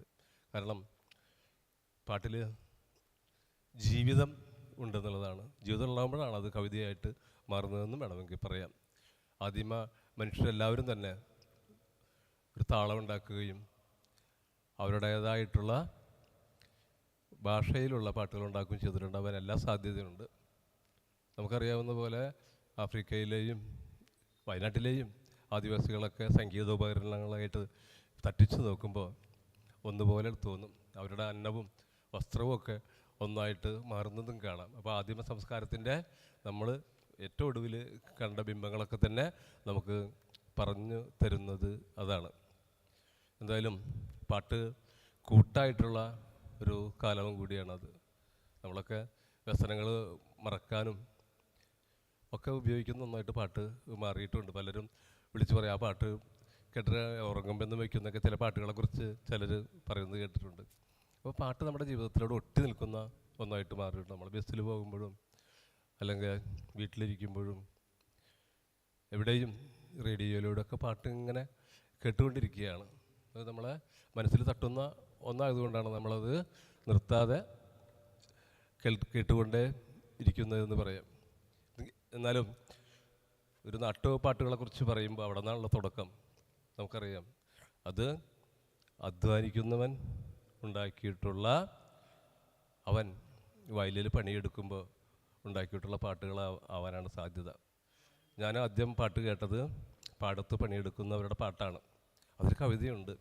വയനാടൻ മഞ്ഞൾ മുറിച്ച പോലെ കുരുത്തോലയായതിൻ വർണ്ണം പോലെ എന്ന് അവർ പാടുന്നത്. ആ പാട്ടുകളൊക്കെ വടക്ക് നിന്ന് തെക്കോട്ട് ഒഴുകിപ്പോയ ഒരു കാലമുണ്ടായിരുന്നു എന്നുള്ളതാണ്. അതിൽ കവിതയുണ്ടായിരുന്നു പല വശങ്ങളിലും. നമ്മൾ കേൾക്കുന്ന അനുഷ്ഠാന പാട്ടുകൾ, തോറ്റം പാട്ടുകൾ, ഭഗവതി പാട്ടുകൾ, അയ്യർ കളി പാട്ടുകൾ തുടങ്ങിയിട്ടുള്ള എല്ലാ പാട്ടുകളിലും കവിതയുണ്ടായിരുന്നു എന്നുള്ളതാണ്. കാരണം അത് എഴുതുന്ന ആളുകൾ കൃത്യമായിട്ട് കാര്യങ്ങളെ അന്വേഷിച്ച് പഠിച്ചാണ് അതൊക്കെ എഴുതിയിട്ടുണ്ടാവില്ല. കാരണം ഇതൊക്കെ ആദ്യം ഉണ്ടാകുമ്പോൾ എഴുത്തോലയോ ആണിയൊന്നും ഉണ്ടായിരുന്നില്ല, പേനയും കടലാസും ഉണ്ടായിരുന്നില്ല. അവരെ ഹൃദയത്തിൽ നിന്ന് വന്ന വരികളാണ് പാടി ദേശം മുഴുവൻ എത്തിച്ചിരുന്നതെന്ന് നമുക്ക് വേണമെങ്കിൽ പറയാം. അതാണ് പാട്ടിൻ്റെ ഒരു പ്രത്യേകത. എള്ളുണങ്ങണ് എണ്ണയ്ക്ക് പുല്ലുണങ്ങണ് തീയിനായി ചെറുമച്ചക്കൻ ചേറിൽ നീറുടെ വല്യത്താരുടെ പള്ളക്കെന്ന് ഒരു സവർണനും അവൻ എഴുതി കൊടുത്തിട്ടുള്ളതല്ല എന്ന് നമുക്കറിയാം. അതവൻ്റെ ഹൃദയത്തിൽ നിന്ന് വന്ന വാക്കുകളാണ്. എന്തിനാണ് എള്ളുണങ്ങുന്നത്? അത് എണ്ണയായിട്ട് എടുക്കാനാണല്ലോ, പുല്ലുണങ്ങുന്നത് തീ പൂട്ടാനാണല്ലോ. പക്ഷെ ഞാൻ കത്തി നിൽക്കുന്നത് പല്യത്താരുടെ പള്ളം നിറയ്ക്കാനാണെന്നുള്ള അവൻ്റെ തത്വബോധത്തിൽ നിന്ന് തിരിഞ്ഞു വന്ന ഒരുപാട് പാട്ടുകളാണ് പഴയ നാടൻ പാട്ടുകളായിട്ട് നമ്മൾ ഇപ്പോഴും കേട്ടുകൊണ്ടിരിക്കുന്നത്. അതുപോലെ തന്നെ നമ്മുടെ തോറ്റം പാട്ടൊക്കെ നോക്കിയാൽ കവിതയുണ്ട് അല്ലേ? തിണ്ടിയിട്ട് തിണ്ടിയ കോഴി, പിണ്ടിയിട്ട് പിണ്ടി വിളക്ക്, മഞ്ഞപ്പൊടി മലർമാലകളൊക്കെ എൻ്റെ മകൾക്ക് തന്നെ, ഏഴാം ബലി പൂജ കർമ്മം നിൻ്റെ ആങ്ങിളമാർക്കാണെങ്കിൽ, 14-ാം ബലിപൂജ കർമ്മം നിൻ്റെ അച്ഛനാണ്. ഇതൊക്കെ നാട്ടുപാട്ടുകളുടെ ഗണത്തിലാണ് പെടുത്തിയിട്ടുള്ളത്. പഴയ പാട്ടുകൾ, അനുഷ്ഠാന പാട്ടുകൾ മുഴുവൻ, മാപ്പിളപ്പാട്ടുകളെയും ഐവർകളി പാട്ടുകളെയും ഒക്കെ തന്നെ. ഇപ്പോൾ തൊഴിലുണർത്ത് പാട്ട് എന്നൊക്കെ പറഞ്ഞാൽ നമ്മൾ അന്വേഷിച്ച് ചെല്ലുമ്പോഴാണ് അത് ക്ലാസിക്കൊക്കെ ഉണ്ടാക്കിയിട്ടുള്ളത് സാധാരണ മനുഷ്യരാണ്. തൊഴിലുണർത്തിലൊക്കെ വളരെ സാഹിത്യമുണ്ട്. അതിൽ ഭക്തിയൊക്കെ ഉണ്ടെങ്കിൽ തന്നെ അതിൽ സാഹിത്യമുണ്ട്, സംഗീതം ഉണ്ടെന്നുള്ളതാണ് പ്രത്യേകത. സംഗീതത്തിൻ്റെ വരവ് അവിടെ അവൻ എല്ലാ സാധ്യതയുണ്ട് അല്ലേ? അച്യുതാ തുയിലുണരണം ഗോവിന്ദ ഹരി തുയിലുണരണം, ഗോവിന്ദ ഹരി തുയിലുണരണം, ഗോപാല ഉണരുക, ആലിലയിൽ മയ്യലിലാഴും ഉണ്ണികൃഷ്ണ ഉണരുക, നുറുകുടത്തിലെ വിത്താലും പിന്നെ പുതുമുറത്തിലെ നെല്ലാലും, വിത്താൽ ഒരു പിടി വാരുന്നു അമ്മ, മുറത്താൽ ഒരു മുറം കോരുന്നേ. തത്വത്തിൽ ഞാൻ ഈ പാട്ട് മോശമാക്കി അതിൻ്റെ ഒരു ശക്തി കളഞ്ഞു എന്നുള്ളതാണ്. എത്ര രസമായിട്ടാണെന്ന് അറിയും അവരൊക്കെ വന്ന് പാടുന്നത് കേൾക്കുമ്പോൾ നമുക്ക് കൊതിയാവും ശരിക്കും പറയണമെങ്കിൽ. ഞാനൊക്കെ പുലർച്ചെ നേരത്തെ എഴുന്നേറ്റ് കേൾക്കുന്ന പാട്ടുകളാണത്. നമ്മുടെ ഹൃദയത്തെ നിറയ്ക്കുന്ന തനത് നാടൻ പാട്ടുകളായിരുന്നു അവയൊക്കെ തന്നെ. അങ്ങനെ നമ്മുടെ പാട്ടുകൾ ഞാൻ നേരത്തെ പറഞ്ഞതുപോലെ തന്നെ നമ്മെ ത്രസിപ്പിക്കുന്ന ഒരുപാട് ഗാനങ്ങൾ നമ്മുടെ നാടിനെ മാറ്റിയെടുത്തിട്ടുണ്ട് പാട്ടുകളായിട്ട്, നാടക ഗാനങ്ങളായിട്ട്. ഈ കേരളം മാറാൻ ഒരു കാരണമായത് നാടക സംഘങ്ങളായിരുന്നു. ആ നാടക സംഘങ്ങളിലെ ഏറ്റവും പ്രധാനപ്പെട്ട ഒന്ന് തന്നെയായിരുന്നു നാടക ഗാനങ്ങൾ, അല്ലേ? അത് കേരളത്തെ വിളിച്ച് ഉണർത്തിയ ഒന്നാണ്. കഥാപ്രസംഗ കലയെപ്പോലെ തന്നെ നമുക്ക് വളരെ അഭിമാനിക്കുന്ന ഒരാളാണ് വി സാംബശിവൻ എന്ന് പറഞ്ഞ വലിയ മനുഷ്യൻ. ഒരു മനുഷ്യൻ കേരളത്തിലുണ്ടാക്കി തീർത്ത വിപ്ലവപരമായ ഒരുപാട് മുന്നേറ്റങ്ങളുണ്ട്. ആ മുന്നേറ്റത്തെ നമ്മൾ മറക്കരുത്. നമ്മൾ മറക്കുന്ന ആളുകളാണ്, എല്ലാം മറക്കും നമ്മുടെ ഒരു ആവശ്യം കഴിഞ്ഞാൽ. പക്ഷേ നമ്മളിന്ന് ജീവിക്കുന്നത്, നമ്മൾ അനുഭവിക്കുന്ന ഓരോ സ്വാതന്ത്ര്യവും നമുക്ക് നേടിത്തരാൻ വേണ്ടി കഷ്ടപ്പെട്ട ഒരുപാട് മനുഷ്യരുണ്ട്. നമ്മളെവിടെ നിന്നാണ് വന്നതെന്നറിയുകയും എങ്ങോട്ടാണ് പോകുന്നതെന്ന് അറിയാൻ വേണ്ടി നമ്മുടെ സാഹിത്യം നമ്മളെ സഹായിക്കും. നമ്മുടെ പാട്ടുകൾ കേരളത്തിന് വേണ്ടി ഉണ്ടാക്കി തന്ന നേട്ടങ്ങൾ എന്താണെന്ന് നമ്മളറിയും. കവിത വളരെ ഗംഭീരമായിട്ട് തന്നെ നമുക്കത് എല്ലാവർക്കും അറിയാം. നമ്മുടെ കവിത കാവ്യ ലോകം എന്തായിരുന്നുവെന്നും അതിലും ഇവിടെ കേരളം മാറ്റിയെടുത്തതൊക്കെ അറിയാം. വളരെ സന്തോഷം. വലിയ ആളുകളുള്ള ഈ സെക്ഷനിൽ എന്നെ കൂടെ ഉൾപ്പെടുത്തിയതിൽ കൈതപ്പുറം സാറിനെ പോലെയുള്ള നല്ല നമുക്കൊക്കെ ഗുരുതുല്യനായ എൻ്റെ വളരെ അടുത്ത സുഹൃത്തുക്കളാണ് അൻവർ അലി ആയാലും ഹരിനാരായണനായാലും. ഇപ്പോൾ ഞാൻ നേരത്തെ പറഞ്ഞ പോലെ നമ്മളൊക്കെ മനസ്സിൽ ആരാധിക്കുന്ന സാംബശിവൻ്റെ പുത്രൻ അദ്ദേഹവും വസന്തകുമാർ ചേട്ടനും നല്ല കാതികനാണ്, അധ്യാപകനാണ്. വളരെ സന്തോഷം ഈ സെക്ഷനിൽ പങ്കെടുക്കാൻ കഴിഞ്ഞതിൽ.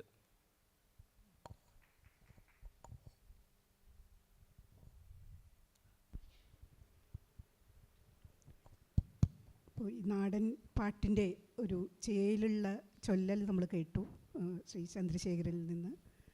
അദ്ദേഹത്തിൻ്റെ നാടൻ പാട്ട് ഇപ്പോൾ പ്ലാവില എന്നൊക്കെയുള്ള പോലത്തെ അല്ലേ, ഒരു എലഞ്ഞിത്തറ മേളം എന്നൊക്കെയുള്ള ഇതൊക്കെ ചൊല്ലുന്ന കേൾക്കാൻ ഭയങ്കര രസമാണ് ശരിക്കും. ഇനി അൻവർ അലി ശരിക്കും ഒരു പോരാട്ടത്തിൻ്റെ ഊർജമുള്ള കവിതകൾ എഴുതുന്നത് നമുക്കെല്ലാം അറിയാം. അൻവർ ചൊല്ലിയിട്ടുള്ള കവിതകൾ കേട്ടിട്ടുള്ള എല്ലാവർക്കും അറിയാം. നേരിട്ട് കേൾക്കാൻ ഭയങ്കര രസമാണ്. അതായത് കടമ്മനിട്ട, വിനയചന്ദ്രൻ, ബാലചന്ദ്രൻ ചുള്ളിക്കാട് ഇവരുടെയൊക്കെ ഒരു ശ്രേണിയിൽ വരുന്ന ഒരു ചൊൽക്കവിത ആളാണ്. അതായത് ഞാൻ തുടക്കത്തിൽ പറഞ്ഞു കവിത ആത്മനിഷ്ഠമാണ് എഴുതുന്നവർക്ക്, അതുപോലെ ആസ്വദിക്കുന്നവർക്കും. എനിക്കൊക്കെ കവിത ഏകാന്തതയിൽ ഇരുന്ന് വായിക്കാനാണ് ഇഷ്ടം, പല കവിതകളും. പക്ഷേ അൻവറിൻ്റെ കവിതകൾ എനിക്ക് കേൾക്കാനാണ് ഇഷ്ടം. അതും അൻവർ ചൊല്ലുമ്പോൾ അതിനുള്ള ഒരു കരുത്തും ഒരു പോരാട്ട വീര്യമൊക്കെ ഉള്ള ആ കവിതകൾ ചൊല്ലി കേൾക്കാനാണ് എനിക്ക് അധികം ഇഷ്ടം അൻവറിൻ്റെ. അപ്പോൾ എനിക്ക് ചോദിക്കാനുള്ള അൻവറിൻ്റെ അടുത്ത് ഈ രാഷ്ട്രീയം വലിയ ഇതിൽ പ്രതിപാദിക്കുന്ന കവിതകളും ഗാനങ്ങളും ഉണ്ട് അൻവറിൻ്റെ. അപ്പോൾ ഈ എസ്തെറ്റിക്സ്, അതിൻ്റെ ഒരു ഭാവുകത്വം, ഈ രാഷ്ട്രീയം കൂടി അത് തമ്മിലൊരു കോംപ്രമൈസ് വേണ്ടി വരാറുണ്ടോ? നമ്മൾ ഈ ഒരു സന്ദേശം പോലെ ഒരു കാര്യം എഴുതുമ്പോൾ അതിൽ ഭാവുകത്വം നമ്മൾ ഒരു ഇത് കൊടുക്കേണ്ടി വരാറുണ്ടോ? അതിനെ കോംപ്രമൈസ് ചെയ്യേണ്ടി വരാറുണ്ടോ എന്നുള്ള ഒരു അഡീഷണൽ അൻവറിനുള്ളത് പറയാനുള്ളത് പറഞ്ഞു കഴിഞ്ഞിട്ട് അതും കൂടി ഒന്ന് പറയണം എന്നുള്ള ഒരു അഭ്യർത്ഥനയുണ്ട്. അല്ല, അത് തന്നെ ആദ്യം പറയാം. പ്രിയ സഹോദരങ്ങളെ, ഈ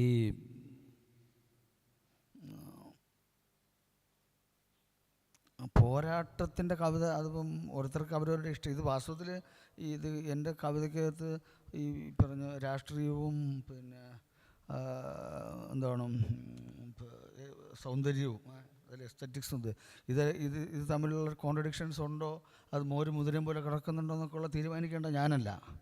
അത് പിന്നെ മീനാക്ഷി ഉൾപ്പെടെയുള്ള വായനക്കാരും കേൾവിക്കാരുമാണ്. കാര്യം അതിലൊന്നും എഴുതുന്ന ആൾക്ക് വലിയ റോളൊന്നുമില്ല. അത് കാലത്തിനും ആസ്വാദകർക്കും ഒക്കെയാണ് റോള്.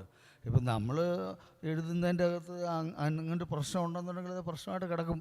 അത് ഇപ്പോഴത്തെ വായനക്കാരില്ലെങ്കിൽ നമ്മൾ ചത്തു കഴിഞ്ഞിട്ട് വേറെ കാലത്ത് വായനക്കാരത് കണ്ടുപിടിക്കും. അപ്പോൾ നമ്മളെ വിസ്മരിക്കും ആളുകൾ. അപ്പം നമ്മൾ എഴുതുകയും ചൊല്ലുകയൊക്കെ ചെയ്യുന്നതിൻ്റെ അകത്ത് എന്തെങ്കിലും മരുന്നുണ്ടെങ്കിൽ അത് ചിലപ്പോൾ നിലനിന്നിരിക്കും. ഇപ്പോൾ കക്കാട് പറഞ്ഞതായിട്ട് ഞാൻ വായിച്ചിട്ടുണ്ട്. കക്കാടിനോട് വളരെ ഇൻറ്റിമേറ്റായ ഇൻ്റർവ്യൂവിൽ ചോദിച്ചു അത്രേ, നിങ്ങളുടെ ആധുനികതയുടെ കാലത്തുള്ള കവികൾ എത്ര പേര് ഭാവിയിൽ നിലനിൽക്കും എന്നാണ് നിങ്ങൾക്ക് തോന്നുന്നതെന്ന് പറഞ്ഞു ചോദിച്ചു. അപ്പോൾ കക്കാട് പറഞ്ഞ്, എൻ്റെ കാര്യത്തിലൊന്നും എനിക്കൊരു ഉറപ്പുമില്ല, സുഗതകുമാരിയുടെ കുറച്ച് വരികളും ആറ്റൂരവർമ്മയുടെ കുറച്ച് വരികളും നിലനിൽക്കുമെന്ന് എനിക്ക് തോന്നാറുണ്ടെന്ന് പറഞ്ഞു. അപ്പോൾ ഇതൊക്കെ ഓരോരുത്തരുടെ ഭാവുകത്തിൽ നിന്ന് വരുന്നതാണെങ്കിലും ചില പൊതുവായ കാര്യങ്ങളുണ്ട്. വാസ്തവത്തിൽ ഇപ്പം കവി എന്നുള്ള നിലയ്ക്ക് അതിനെക്കുറിച്ചൊന്നും ഒന്നാമത് കവിത നമ്മൾ കവി വാസ്തവത്തിൽ നമ്മുടെ ഭൗതിക ജീവിതത്തിന് ശേഷമേ കവിക്ക് എന്തെങ്കിലും ഉണ്ടാവുകയുള്ളൂ. മറ്റത് ബോണസാണ്. നമ്മുടെ ജീവിതകാലത്ത് കിട്ടുന്ന അംഗീകാരം അങ്ങനെയൊക്കെ ഉള്ളത് ബോണസാണ്. കവിത ഭാവിയിലേക്കുള്ള ഒരു സംഗതിയാണ്. അത് സമകാലികമായിട്ട് പോപ്പുലർ ആവേണ്ട സാധനമൊന്നുമല്ല. ആവാം വേണമെങ്കിൽ പോസിബിലിറ്റി ഉണ്ടെന്നുള്ളതേ. പക്ഷേ അതിൻ്റെ യഥാർത്ഥമായ കവിതയുടെ യഥാർത്ഥ വായനക്കാർ വേറൊരു കാലത്തോ വേറൊരു സ്ഥലത്തോ ഒക്കെ ആയിരിക്കും. അതിൻ്റെ ഒരു അതാണ് എൻ്റെ ഒരു ഭംഗി എന്നുള്ളതാണ് എൻ്റെ ഒരു തോന്നൽ. നമ്മൾ പിന്നെ ഭാവിക്ക് വേണ്ടിയിട്ടാണ് കവികൾ എഴുതുന്നുള്ളതാണ്. ഇനി പിന്നെ പോരാട്ടത്തിൻ്റെ കാര്യം അങ്ങനെ മീനാക്ഷിക്ക് അങ്ങനെ അഭിപ്രായം വെച്ച് പുലർത്താം. എൻ്റെ കവിത അടുത്ത കാലത്തായിട്ട് കുറച്ച് രാഷ്ട്രീയ പ്രമേയങ്ങൾ കവിതയിലും പാട്ടിൽ വന്നത് യാദൃച്ഛികമാണ്, സിനിമക്കാർ ആവശ്യപ്പെട്ടിട്ടാണ്. പക്ഷേ ഈ കവിതയിൽ വന്നിട്ടുള്ള എൻ്റെ തന്നെ തീരുമാനമാണ്. അതിൻ്റെ കാരണം ഇന്നത്തെ ഇന്ത്യയിലെ ഭരണകൂടമൊക്കെയാണ് അതിൻ്റെ കാരണം. ഞാൻ വാസ്തവത്തിൽ അങ്ങനെ രാഷ്ട്രീയം പച്ചയായിട്ട് എഴുതുന്ന തരം കവിതയ്ക്ക് വാസ്തവത്തിൽ വളരെ സംശയാലുവായ ആളാണ്. ഞാൻ പുരോഗമന സാഹിത്യ പ്രസ്ഥാനം പോലും ഒരു അതിവാദമാണെന്ന് സംശയിക്കുന്ന ആളാണ്. പൊതുവെ മൊത്തത്തിലൊന്നിലും എല്ലാത്തിലും വിശ്വാസക്കുറവുള്ളൊരു മനുഷ്യനാണ്. അതുകൊണ്ട് തന്നെ കവിത ഒരു വളരെ സൂക്ഷ്മമായ ഭാഷാകലയാണ്, പാട്ടുപോലല്ല. നേരത്തെ പറഞ്ഞ പോലെ അത് മൈനോറിറ്റിയുടെയും ഭാവിയുടെയും കലയെന്ന് പറയുന്നത് തന്നെ ഭാഷയ്ക്കകത്തുള്ള വളരെ മൈക്രോ ആയിട്ടുള്ള ഒരു ഫങ്ഷനാണ് കവിതയ്ക്കുള്ളത്. അതിൻ്റെ അകത്ത് ചില സമയത്ത് നമ്മുടെ കാലം അതിനെ ലൗഡറാക്കിയെന്നിരിക്കും. ഇപ്പോൾ എന്നെ സംബന്ധിച്ചിടത്തോളം ഇത്രയും സംശയാലുവായ എൻ്റെ കവിതയ്ക്കകത്ത് പച്ചയായിട്ട് രാഷ്ട്രീയം കടന്നു വരാൻ തുടങ്ങിയത് ഇന്ത്യയിൽ ഏതാണ്ട് ഈ നൂറ്റാണ്ടിൻ്റെ തുടക്കം മുതൽ വന്ന് ശക്തിപ്പെടുകയും 2014 ഇന്ത്യയിൽ വലിയൊരു കരാളഹസ്തം പോലെ ഇന്ത്യയെ ഗ്രസിക്കുകയും ചെയ്യുന്ന ഫാഷിസ്റ്റ് ഹിന്ദുത്വ ശക്തികൾക്കെതിരായിട്ടുള്ള ഒരു അസ്വസ്ഥജനകമായ എൻ്റെ മാനസികാവസ്ഥ എന്ന് വരുന്നവരെ എക്സ്പ്രഷൻസാണത്. അത് മലയാളത്തിലായതുകൊണ്ട് ഞാൻ ഇവിടെ ഇരിക്കുന്നു. വേറെ വല്ല ഹിന്ദിയിലും എല്ലാവരും എവിടെ ഇരിക്കുന്നു എനിക്ക് തന്നെ അറിഞ്ഞുകൂടാ. അപ്പം ഇത് വാസ്തവത്തിൽ എനിക്ക് തന്നെ അത് ഇഷ്ടമല്ല അങ്ങനെ എഴുതുന്നത്. ഞാൻ രാഷ്ട്രീയ ലൗഡറായിട്ട് എഴുതുന്നതിന് വേറെ ആളുകൾ എഴുതുമ്പോൾ എൻ്റെ സുഹൃത്തുക്കൾ എഴുതുമ്പോൾ വരെ ഞാൻ പറയും സൂക്ഷിക്കണമെന്ന് പറയും. ഞാൻ ഗോപികൃഷ്ണനോട് പറയാറുണ്ട്, നിൻ്റെ കവിതയ്ക്കകത്ത് അമിതമായിട്ട് രാഷ്ട്രീയം മാത്രമായിട്ട് മാറുന്നുണ്ടെന്ന് വിമർശിക്കാറുണ്ട്. ആരെഴുതിയാലും ഞാൻ പറയും അത്, എന്നോടും ഞാൻ പറയുന്നുണ്ട്. പക്ഷേ നിവൃത്തികേട് കൊണ്ട് നമ്മൾ രാഷ്ട്രീയം തന്നെ വീണ്ടും അതാണ്. അല്ലാതെ ഞാൻ കവിത എഴുതി തുടങ്ങിയ കാലം മുതലേ പോരാട്ടത്തിൻ്റെ ആളൊന്നുമല്ല. അങ്ങനൊരു പോരാട്ടത്തിലൊന്നും കവിത റോഡിൽ ഇറങ്ങി പോരാടേണ്ടതോ അല്ലെങ്കിൽ ശബ്ദം കൊണ്ട് പോരാടേണ്ടതോ ഈവൻ അർത്ഥം കൊണ്ട് പോലും ആരോട് യുദ്ധം ചെയ്യേണ്ട സാധനമൊന്നുമല്ല. അത് ഭാഷയ്ക്കകത്ത് നടത്തുന്ന ഒരു സമാന്തരമായ നമ്മളൊരു ലോകം സൃഷ്ടിക്കുകയാണ്. നമ്മുടെ യഥാർത്ഥ ജീവിതത്തിലെ അനുഭവങ്ങളിൽ നിന്നും ഭാഷയ്ക്കകത്തൊരു സമാന്തര ലോകം സൃഷ്ടിക്കുന്നവരാണ് വലിയ കവികൾ. അത് സ്വാഭാവികമായിട്ടും പിന്നീട് അത് വേറെ ആവിഷ്കാരങ്ങളിലേക്ക് മാറും. ഇപ്പം വസന്തകുമാർ സാറ് പറഞ്ഞൊരു കാര്യമുണ്ട്, കുമാരനാശാൻ എങ്ങനെയാണ് ആ ഒരു പുതിയ ജോണറിൻ്റെ പിതാവായി മാറുന്നതെന്നുള്ളത്. അദ്ദേഹം വേറെ തരത്തിൽ വലിയ മഹാകവിയായിരുന്നു. അദ്ദേഹത്തിൻ്റെ ഒരു എക്സ്ട്രാ ഫങ്ഷനായിരുന്നത്. അതുപോലത്തെ ഒരു അധിക ജോലികൾ ചെയ്യേണ്ട കാലഘട്ടങ്ങളിൽ പെട്ടവരാണ് അവരില്ല. നമ്മളിപ്പോൾ ഉള്ള എഴുത്തുകാരും പാട്ടെഴുത്തുകാരായാലും ഇരിക്കുന്ന ആളുകളെല്ലാം തന്നെ ഒരു അധിക ജോലി കൂടി ചെയ്യേണ്ട വിധത്തിൽ വലിയ ക്രൈസിസിലേക്ക്, വലിയ പ്രതിസന്ധികളിലേക്ക് നാട് പോകുന്നൊരു കാലമാണ്. അതുകൊണ്ടാണ് ഇതൊക്കെ ചെയ്യേണ്ടി വരുന്നത്. പിന്നെ ബാക്കി ഇപ്പോൾ സമയം കുറവായതുകൊണ്ട് നിർത്താം. എനിക്ക് തോന്നുന്ന ഹൂറി കൊണ്ടുപോയ ഒരു പാട്ട്, അതിൽ ആ ഒരു കവിതയുടെ കൂടെ ഒരു ഗാനാത്മകതയുണ്ടല്ലോ. അല്ല അല്ല എന്ന് പറയുമ്പോൾ ഉള്ള ഒരു ശരിക്കും ഒരു തോണിയിൽ നമ്മൾ കടലിൽ കൂടെ പോകുമ്പോൾ ഉള്ള ഒരു റോക്ക് ചെയ്യുന്ന ഒരു അത് കുത്തറാത്തീപിൻ്റെ സ്ട്രക്ചർ അതിൽ ഉപയോഗിച്ചിട്ടുണ്ട്. അതിൻ്റെ ഒരു കുത്തറാത്തീപിൻ്റെ മാത്രമല്ല റാത്തീപിൻ്റെ പൊതുവെയുള്ള ഒരു ഇത് അങ്ങനെയൊക്കെയുള്ള അതൊക്കെ മുമ്പൊന്നും എൻ്റെ കവിതയിൽ അത് ഇല്ലായിരുന്നു. പിന്നെ ഞാൻ വളരെ ഡെലിബറേറ്റ് ആയിട്ട് തന്നെ ഒരു സാമുദായിക സ്വത്വം വളരെ പ്രധാനമാണെന്ന് മനസ്സിലായതുകൊണ്ട്, മതമല്ലത്, ഞാൻ മതവിശ്വാസം ഇല്ലാത്ത ഒരാളാണ്, പക്ഷേ സമുദായത്തിൻ്റെ സ്വത്വം വളരെ പ്രധാനമാണ്, അത്തരം സ്വത്വബോധങ്ങളുടെ ആവിഷ്കാരം പ്രധാനമാണെന്ന് തോന്നിയൊരു കാലഘട്ടത്തിൽ വെച്ചിട്ടാണ് അത് കവിത വരുന്നത്. അപ്പോൾ അത് ചൊല്ലണമെന്നാണോ പറഞ്ഞത്? പുസ്തകം എടുക്കണമല്ലോ. അത് ഞാൻ അവസാനം ചൊല്ലിയാൽ പോരെ? കുറച്ച് രണ്ടാമത് ഞാൻ ഒരു കാര്യം കൂടെ പറഞ്ഞ് നിർത്താൻ വേണമെങ്കിൽ, അപ്പം സംസാരം കഴിഞ്ഞ് പിന്നെ വേണമെങ്കിൽ ചൊല്ലാം. ഈ പാട്ടുകളെക്കുറിച്ച് പറഞ്ഞില്ലല്ലോ. ശരിക്കും പാട്ട് ഒരു നമ്മളിപ്പം നാടൻ പാട്ടുകളെ പൊതുവെ റിച്വലുമായിട്ട് ബന്ധപ്പെട്ടിട്ടാണ്, ഞാൻ തന്നെ പറഞ്ഞില്ലേ ഇപ്പോൾ റാത്തീബിൻ്റെ കാര്യം പറഞ്ഞു, റിച്വലുമായിട്ട് കണക്ട് ചെയ്താണ് പറയാറുള്ളത്. അതിൽ ജാതിമത ഭേദമന്യേ റിച്വലുകളുടെ പാരമ്പര്യം, തൊഴിലുകളുടെ പാരമ്പര്യം, അതിൽ നിന്നൊക്കെ വരുന്ന ജനകീയമായിട്ടുള്ള ഒരു അരിച്ചരിച്ച് വരുന്നൊരു സംഗതിയായിട്ടാണ് ഫോക്ലോറിലുള്ള പാട്ട് നമ്മൾ കണക്കാക്കാറ്. ഓക്കെ, പക്ഷേ അതിൽ തന്നെ ചില ധാരകൾ ശക്തിപ്പെടുകയും ചിലത് നമ്മുടെ മുഖ്യധാര, നമ്മുടെ ഈ മാനകങ്ങളിൽ നിന്ന് മാറിപ്പോവുകയും ചെയ്യാറുണ്ട്. അതിലൊന്നാണ് ഞാൻ സാധാരണ പറയാത്തൊരു കാര്യം പറയാൻ വേണ്ടി പറയാം. ഇവിടെ മാപ്പിളപ്പാട്ട് എടുക്കുക. മാപ്പിളപ്പാട്ടിനെ കുറിച്ച് അടുത്ത കാലത്ത് മലയാളത്തിൽ ഏറ്റവും നന്നായി പഠിച്ചുകൊണ്ടിരിക്കുന്ന ഒരാൾ മനോജ് കുറൂറാണ്. മനോജുമായിട്ട് ഞാൻ ഈ വിഷയം വിശദമായിട്ട് സംസാരിക്കാറുണ്ട്. മാത്രമല്ല, ഇന്ന് കേരളത്തിലുള്ള പുതിയ നവചരിത്രകാരന്മാർ, യുവ ചരിത്രകാരന്മാരുടെ ഒരു പരമ്പര വന്നിട്ടുണ്ട്. അവരിൽ പലരും ഈ നമ്മുടെ നേഷൻ സ്റ്റേറ്റ് ഹിസ്റ്ററിക്ക് ബദലായിട്ട് സമുദ്രാന്തര വിനിമയങ്ങളിൽ കൊണ്ടായ സാംസ്കാരിക ചരിത്രം പഠിക്കാൻ തയ്യാറായിട്ടൊരു തലമുറ വന്നിട്ടുണ്ട്.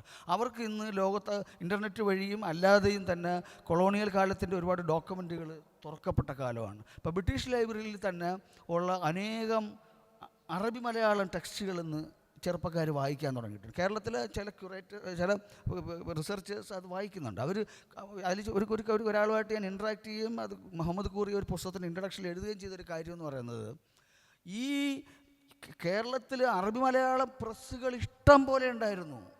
നമ്മൾ പറയുന്ന നമ്മളെന്ന മാനക ഭാഷ നമ്മൾ വിളിക്കുന്നുണ്ടായി ലിപി ഉണ്ടാകുന്നതിന് ഇപ്പോൾ സമാന്തരമായിട്ട് അറബി സ്ക്രിപ്ചറിലുണ്ടായ മലയാളം തന്നെ കൂട്ടിയാൽ മതി. ഡയലക്റ്റാണത്, മലയാളം തന്നെയാണ്. പക്ഷേ അതിൻ്റെ സ്ക്രിപ്ചർ എഴുതിയിരുന്നത് അറബിക്ക്. നമ്മൾ ഉപയോഗിക്കുന്ന ഇന്നത്തെ കൊങ്കിണിയുടെ പഴയ കൊങ്കിണി ലിപിയുടെ സ്വാധീനത്തിൽ വന്നിട്ടുള്ള വളച്ചെഴുതുന്ന ലിപിയേക്കാൾ പരമലളിതമായ ഒരു അറബിക് സ്ക്രിപ്ചർ സിസ്റ്റം അതിൻ്റെ അകത്തുണ്ടായിരുന്നു. അതിൻ്റെ പ്രസ്സുകളിൽ ഗാലികൾ വളരെ കുറച്ച് മതിയായിരുന്നു. അങ്ങനത്തെ പ്രസ്സുകൾ വ്യാപകമായതിൻ്റെ കാരണം മലബാറിലെ മാപ്പിളമാർക്കിടയിലും അറബി മാത്രമേ പഠിക്കുകയുള്ളായിരുന്നു, സ്ത്രീകൾ ഉൾപ്പെടെ. അപ്പോൾ അവർക്ക് വായിക്കണം, അവർക്ക് പഠിക്കണം, അവർക്ക് രസിക്കണം, അവർക്ക് വേണ്ട കഥകൾ, കവിതകൾ, ഒരുപാട് ഫിക്ഷൻ ഉണ്ടായിട്ടുണ്ട്. ഞാൻ ചുരുക്കാം. അപ്പം അത്തരം പുസ്തകങ്ങൾ പലതും ഇന്ന് കേരളത്തിലില്ല. പക്ഷേ ഈ പുതിയ ഗവേഷകർ ഇത് ബോംബെയിൽ നിന്ന് ഒരുപാട് പുസ്തകങ്ങൾ, ബോംബെയിലെ ലൈബ്രറി, അതിനേക്കാൾ കൂടുതലെണ്ണം ബ്രിട്ടീഷ് ലൈബ്രറിയിൽ കണ്ടെത്തിയിട്ടുണ്ട്. ബ്രിട്ടീഷ് ലൈബ്രറിയിൽ കണ്ടെത്തിയ പുസ്തകങ്ങളെക്കുറിച്ച് ഞാൻ മനസ്സിലാക്കി, അതിൽ പല പുസ്തകങ്ങൾ അറബിയായിട്ടാണ് അവർ കൺസിഡർ ചെയ്തിരിക്കുന്നത്. നമ്മൾ ബ്രിട്ടീഷ് ലൈബ്രറി എന്നൊക്കെ പറയുമ്പോൾ മുഴുവൻ സ്കോളേഴ്സാണ്. അങ്ങനെ സ്കോളർഷിപ്പിൽ എല്ലായിടത്തും മണ്ടത്തരമുണ്ട്. അവരിത് അറബി പുസ്തകമായിട്ട് വെച്ചിരിക്കുക അവിടെ. ഈ കേരളത്തിൽ നിന്ന് പോയ യുവ സ്കോളേഴ്സാണ് ഇതിൽ പലതും അറബിയല്ല മലയാളം പുസ്തകങ്ങളാണെന്ന് കണ്ടെത്തുന്നത്. അവരുടെ പഠനങ്ങൾ നടന്നുകൊണ്ടിരിക്കുകയാണ്. അങ്ങനെ അതുപോലെ പാട്ടുകളുണ്ട്. അപ്പോൾ പിന്നെ മാപ്പിളപ്പാട്ടുകൾ നമ്മൾ വിളിക്കുന്ന അറബി കലർന്ന, തമിഴ് കലർന്ന, കൊങ്കിണി കലർന്ന ഭയങ്കര ഒരു വലിയൊരു പോപ്പുലർ സംഗീതധാര മലബാറിൽ നിലനിന്നു. മലബാറിൽ ആലപ്പുഴ വരെ ഉണ്ടായിരുന്നു വാസുത്തി. റംല ബീവി പോലത്തെ പാട്ടുകാരൊക്കെ ആലപ്പുഴയിൽ നിന്ന് വരുന്നവരാണ്. ഏതാണ്ട് തിരുവനന്തപുരത്തും ഉണ്ടായിരുന്നു വാസുത്തി. മലബാറുകളുടെ പേരും തെക്കോട്ടൊന്നും ഇല്ലെന്നാണ് അതുകൊണ്ടാണ് എടുത്ത് പറയുന്നത്. അപ്പോൾ അങ്ങനെ പാട്ടുകളുടെ വലിയ ഒരു സാധ്യത, പ്രത്യേകിച്ചും ഈ തൊഴിലും അനുഷ്ഠാനവുമായിട്ട് ബന്ധപ്പെട്ടതല്ലാതെ ആനന്ദവുമായി ബന്ധപ്പെട്ട് തന്നെയുള്ള, നമ്മൾ പുതിയ ആധുനികമായ പോപ്പുലർ മ്യൂസിക്കിന് ആനന്ദമായിട്ട് ബന്ധപ്പെട്ടാണ് പറയാറുള്ളത്.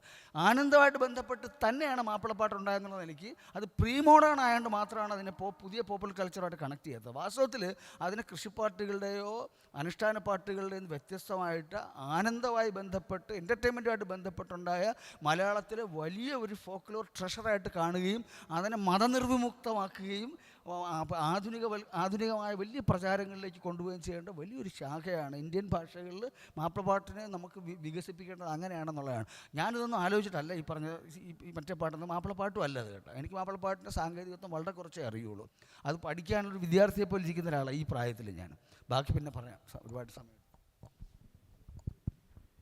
അപ്പോൾ ഒരു സാർവജനീനത, അതായത് ഒരു സർവാശ്ലേഷിയായിട്ടുള്ള ഒരു തത്വചിന്ത പാട്ടിലും കവിതയിലൊക്കെ കൊണ്ടു നടക്കുന്ന, നമുക്കറിയാം പുഴുപുലികൾ, പക്ഷിപരുന്തുകൾ, കടലാനകൾ, കാട്ടുരുവങ്ങൾ എല്ലാവരും ജീവിച്ച് മരിക്കുന്ന ഇടമാണിത്, മനുഷ്യൻ്റേത് മാത്രമല്ല എന്നെഴുതിയ ആളാണ് അൻവർ അലി. അപ്പം അൻവർ അലിയുടെ കരുത്തുള്ള ആ ചൊല്ലൽ നമുക്ക് അവസാനം കേൾക്കാൻ സമയം ഉണ്ടാവുമെന്ന് വിചാരിക്കാം. ഹരിനാരായണൻ നമുക്കറിയാം ഒരു പുതിയ കാലത്തെ പാട്ടുകളുടെ, കവിതകളുടെ ഒക്കെ ഒരു ആളാണ്. ഹരിയുടെ കവിത, ഈ നൂറ്റടപ്പൻ എന്നുള്ള കവിതയിൽ കുറേ ആത്മനിഷ്ഠമായിട്ടുള്ള കുറേ കവിതകളുണ്ട്, എനിക്കിഷ്ടമാണ്. അതുപോലെ സ്വന്തം ഗ്രാമത്തെ പറ്റിയിട്ടുള്ള, സ്വന്തം ഗ്രാമത്തിൻ്റെ ഒരു പരിസ്ഥിതി കുറിച്ചിട്ടുള്ള കവിതകളുണ്ട്. വയലാറിനൊരു ട്രിബ്യൂട്ടായിട്ടുള്ള ഒരു കവിതയുണ്ട്. ഹരിയുടെ പാട്ടുകളെക്കുറിച്ച് ഹരി തന്നെ ഒരു ഇൻ്റർവ്യൂവിൽ പറഞ്ഞിട്ടുള്ളത് 12 വരികൾ കൊണ്ട് ക്രിയ ചെയ്യുന്നവരാണ് ഞങ്ങൾ എന്നാണ്. അതെനിക്ക് ഭയങ്കരമായിട്ട് ഇഷ്ടപ്പെട്ടു. ഞാൻ മുമ്പും പറഞ്ഞിട്ടുണ്ട് ഹരിയോട്. അതായത് ക്രിയ ചെയ്യുന്നവർ എന്ന് പറയുമ്പോൾ, ക്രിയ നമുക്കറിയാം, നമ്മൾ കണക്ക് ക്ലാസ്സിലാണ് ക്രിയ ചെയ്യൽ കേട്ടിട്ടുള്ളത്. ആ കണക്കുണ്ട്, അതുപോലെ നമ്മൾ ചടങ്ങുകൾക്കൊക്കെ ക്രിയ ചെയ്യുക എന്ന് പറയും. അപ്പോൾ ഈ ബുദ്ധിയും ഹൃദയവും ഒക്കെ വേണ്ടുന്ന പാട്ടുകളാണ് ഹരിനാരായണൻ്റേത് എന്ന് എനിക്ക് തോന്നും. ചില പ്രത്യേക വാക്കുകൾ കോയിൻ ചെയ്യുന്നത്, ഇപ്പോൾ ജീവാംശമായി എന്നൊക്കെ തുടങ്ങിയിട്ടുള്ള വാക്കുകൾ കോയിൻ ചെയ്യുന്ന ഹരിയാണ്. അതിൻ്റെ ഒപ്പം തന്നെ പുതിയ തലമുറയ്ക്ക് വേണ്ട, ഇപ്പോൾ കിം കിം കിം കിം ആ പാട്ട്, അതുപോലെ എല്ലാവരും ശശിയാണേ എന്നൊക്കെയുള്ള പ്രയോഗങ്ങൾ. ഇപ്പം വന്ന ഒരു പാട്ടിൽ, അത് ഏത് സിനിമയാണെന്ന് എനിക്കറിയില്ല, ക്രഷാണേ കണ്ണിൽ എന്താണ് കണ്ണിൽ അഡ്രിനാലിൻ റഷാണേ, ഗൂഗിളിൽ മാപ്പില്ലാത്ത റൂട്ടാണേ എന്നൊക്കെയുള്ള ആധുനിക കുറേ സങ്കേതങ്ങൾ ഉപയോഗിച്ചുകൊണ്ടുള്ള ഹരിയുടെ പാട്ടുകളുണ്ട്. ഒപ്പം തന്നെ ഇപ്പോൾ വളരെ ഹിറ്റായിട്ട് പോയിക്കൊണ്ടിരിക്കുന്ന തുടരുംലെ കൺമണിപ്പൂവേ കണ്ണാടിപ്പൂവേ, ഇത്തരം പാട്ടുകളിലും ഹരിയുടേതായിട്ടുള്ള ഉണ്ട്. അപ്പോൾ ഹരി ഇതിനെക്കുറിച്ചിട്ട് എന്താണ് പറയണേ എന്നുള്ളത്, ഹരിയുടെ ഇതൊക്കെ ഒരു കലാ പശ്ചാത്തലമൊക്കെ എല്ലാവർക്കും അറിയാം. അക്ഷരശ്ലോകം, അതുപോലെ മൃദംഗം പഠിക്കുക, കഥകളി ആസ്വദിക്കുക, മേളവാദ്യം എവിടെയുണ്ടോ ചെണ്ടയിൽ കോല് വെച്ച സ്ഥലത്ത് എത്തും എന്നൊക്കെ പറയുന്ന പോലത്തെ ഒരാളാണ്. പക്ഷേ ഈ സിനിമാ പാട്ടിലേക്ക് വരുമ്പോൾ അദ്ദേഹം വേഗം തന്നെ ഈ പുതിയ തലമുറയുടെ ഭാവുകത്വവുമായിട്ട് ഇഴചേരുകയും നല്ല പാട്ടുകൾ, ഇപ്പോൾ ഹേമന്തമേൻ, വാതിൽക്കല് വെള്ളരിപ്രാവ്, അത്തരം പാട്ടുകളൊക്കെ രചിച്ചിട്ടുള്ള ആളാണ് ഹരി. എല്ലാവർക്കും വലിയ നമസ്കാരം, വലിയ സന്തോഷം. ആദ്യം തന്നെ ഏറ്റവും വലിയ സന്തോഷം എന്ന് പറയുന്നത്, അടുത്ത കാലത്താണ്, ഒരു പക്ഷേ നമ്മുടെ കോവിഡിൻ്റെ കാലത്തൊക്കെ ആയിരിക്കും, ഈ ലിറ്ററേച്ചർ ഫെസ്റ്റിവലുകളിൽ പാട്ടിനെ പറ്റി ഒരു സെഷൻ വരുന്നത്. കഴിഞ്ഞ തവണ അക്കാഡമിയുടെ ഇതിലും പാട്ടിനെ പറ്റി ഒരു സെഷൻ വന്നിട്ടുണ്ടായിരുന്നു. സന്തോഷം, ഒരു പാട്ട് എഴുതുന്ന ഒരാൾ എന്നുള്ള നിലയ്ക്ക് വലിയ സന്തോഷമുണ്ട്. പക്ഷേ ഇപ്പോൾ ഉള്ളൊരു വലിയ സന്തോഷം എന്ന് പറയുന്നത്, നമ്മൾ ഈ പാട്ടെഴുത്തുമായിട്ട് ബന്ധപ്പെട്ടിട്ട് എവിടെ കാണുന്ന സെഷനിലും ഞങ്ങൾ പരസ്പരം പരിചയമുള്ള സിനിമാ ഗാനരചയിതാക്കളാണ് എല്ലാ സെഷനിലും കാണാറുള്ളത്. ഒരു മോഡറേറ്ററും ഉണ്ടായിരിക്കും. പിന്നെ ഏറ്റവും വലിയൊരു കാര്യം എന്ന് പറഞ്ഞു കഴിഞ്ഞാൽ വലിയ സന്തോഷമുണ്ട്. ഗാനവും കവിതയും എന്നായിരിക്കും എല്ലാ സ്ഥലത്തും വിഷയം. ചില സ്ഥലത്ത് സിനിമാ പാട്ടും കവിതയും എന്നായിരിക്കും. ഞങ്ങൾ ഒക്കെ ഇങ്ങനെ മാറി മാറി ആളുകൾ ഇരിക്കും. കൈതപ്രസാദ് തൊട്ട് റഫീഖ മുതൽ എല്ലാവരും.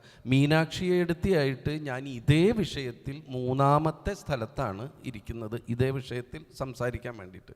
അപ്പോൾ എനിക്കറിയാം മീനാക്ഷി എടുത്തേക്ക് എന്നോട് ചോദിക്കാനും ഒന്നുമില്ല, എനിക്ക് മീനാക്ഷി എടുത്തിയോട് പുതിയതായിട്ട് പറയാനും ഇല്ല എന്നുള്ളതൊരു സത്യമാണ്. അതൊക്കെ ഉണ്ടെങ്കിലും സന്തോഷം എന്ന് പറയുന്നത് പാട്ട് അതല്ല എന്നുള്ളൊരു ബോധ്യം. സിനിമാ പാട്ട് മാത്രമല്ല ആ പാട്ട് എന്ന് പറയുന്നതും. പാട്ട് വേറെ രീതിയിൽ ഉണ്ടാക്കപ്പെടുന്ന ഇവിടെ ഒരുപാട് പാട്ടുകളും ഉണ്ട് എന്നുള്ളത് കൊണ്ട് വസന്തകുമാർ സാംബശിവൻ സാർ ഈ ഒരു വേദിയിൽ ഇരിക്കുന്നു എന്നുള്ളതാണ് ഇതിൻ്റെ ഏറ്റവും വലിയ ഹൈലൈറ്റും. അദ്ദേഹത്തിനെ കേൾക്കാൻ കഴിഞ്ഞു എന്നുള്ളതാണ് ഏറ്റവും വലിയ ഹൈലൈറ്റ്. അക്കാദമിക്ക് വലിയ അഭിനന്ദനം അദ്ദേഹത്തെ കൂടി ഇതിൽ ചേർത്തതിൽ. കാരണം പാട്ടിൻ്റെ ഒരുപാട് വഴികളുണ്ട്. എല്ലാ സ്ഥലത്തും അവൈലബിൾ ആവുന്ന പാട്ടെഴുത്തുകാരെ വിളിക്കുക നിവൃത്തികേട് കൊണ്ടായിരിക്കും ആ സെഷൻ നടത്തുക എന്നുള്ളതാണ് ഇവിടെ സംഭവിക്കുന്നത്. ഈ കവിതയും പാട്ടും എന്ന് പറയുമ്പോൾ, ഞാനൊരു സിനിമാ പാട്ടെഴുത്തുകാരനാണ്. ആ ആംഗിളിൽ പറയുമ്പോൾ ഇത് വലിയൊരു പ്രശ്നമാണ്. കാരണം ഒരു ദിവസം ഞാനൊരു പാട്ട് എഴുതാൻ വേണ്ടിയിട്ട് ഒരു സ്ഥലത്ത് ചെന്നപ്പോൾ ആ ഡയറക്ടർ എന്നോട് പറഞ്ഞത്, ഇങ്ങനെ താടി പിടിച്ചിട്ട് എന്നോട് പറഞ്ഞു, ബ്രോ കവിത വേണ്ട, പാട്ട് മാത്രം മതി എന്ന് പറഞ്ഞു. അപ്പോൾ അതൊരു കവിത നമ്മുടെ അട്ടത്തായി. രണ്ടാമത്തെ കാര്യം, ഇവിടെ ഇരിക്കുന്ന എല്ലാവർക്കും അറിയുന്ന കാര്യമാണ്, ഞാൻ സിനിമാ പാട്ട് മാത്രമാണ് പറയുന്നത് എന്നുള്ളതൊരു ആദ്യം തന്നെ ഒരു ഇത് എടുക്കുന്നുണ്ട്. അതല്ലാതെ ഇപ്പോൾ കഥാപ്രസംഗത്തിൽ ഇപ്പോൾ ഈ അനീസിയൊക്കെ ഇപ്പോൾ സാംബശിവൻ്റെ കഥാപ്രസംഗം നേരിട്ടല്ല ഞാൻ കേട്ടിരിക്കുന്നത്, പക്ഷേ നമുക്ക് അതിലെ പാട്ടുകൾ ഇപ്പോൾ ഭാമിനിയല്ല നിഗതാമിൻ്റെ കാമിനിയായി കഴിഞ്ഞ അനീസ്യ എന്നുള്ള വരികളിലാണ് അനീസ്യ നമ്മൾ ഓർക്കുന്നത്. അപ്പോൾ അത്തരത്തിലുള്ള പാട്ടുകൾ ഇവിടെയുണ്ട്, സിനിമയിലൊന്നും ഇല്ലാത്ത പാട്ടുകൾ. അതിൽ കവിതയുടെ ഇതുണ്ടാവും. ഞാൻ സിനിമാ പാട്ടിലാണ്. സിനിമാ പാട്ടിൽ നിന്ന് കവിത ഏതാണ്ട് പടി ഇറങ്ങി പോവുകയും കവിത ഇനി സിനിമാ പാട്ടിൽ ഉൾപ്പെടുത്തേണ്ടവർക്ക് അതിനു വേണ്ടി ഒരു യുദ്ധം ചെയ്യുകയും വേണ്ട കാലത്താണ് നമ്മൾ ജീവിക്കുന്നത്. പലരും വളരെ പച്ചയ്ക്ക് കവിത വേണ്ടാന്ന് പറഞ്ഞു. കഴിഞ്ഞ ദിവസം ഒരു പാട്ട് എഴുതാൻ പോയപ്പോൾ അയാൾ പറഞ്ഞത് എന്നോട്, നമുക്കങ്ങനെ വേർഡിന് അധികം അർത്ഥമൊന്നും വേണമെന്നില്ല, ജിബ്രിഷായിട്ട് എഴുതിയാൽ മതി. അപ്പോൾ നമുക്ക് എന്താ വെച്ചാൽ എൻ്റെ ഒരു സൗണ്ടിങ് ഉണ്ട്, ആ സൗണ്ടിങ്ങിൽ കിട്ടുന്ന രീതിയിൽ ഒരു സാധനം എഴുതിയാൽ മതി എന്നാണ് ഒരു മ്യൂസിക് ഡയറക്ടർ പറഞ്ഞത്. അപ്പോൾ അങ്ങനെ പാട്ടുണ്ടാവില്ലേ എന്ന് ചോദിച്ചു കഴിഞ്ഞാൽ പാട്ടുണ്ടാവും.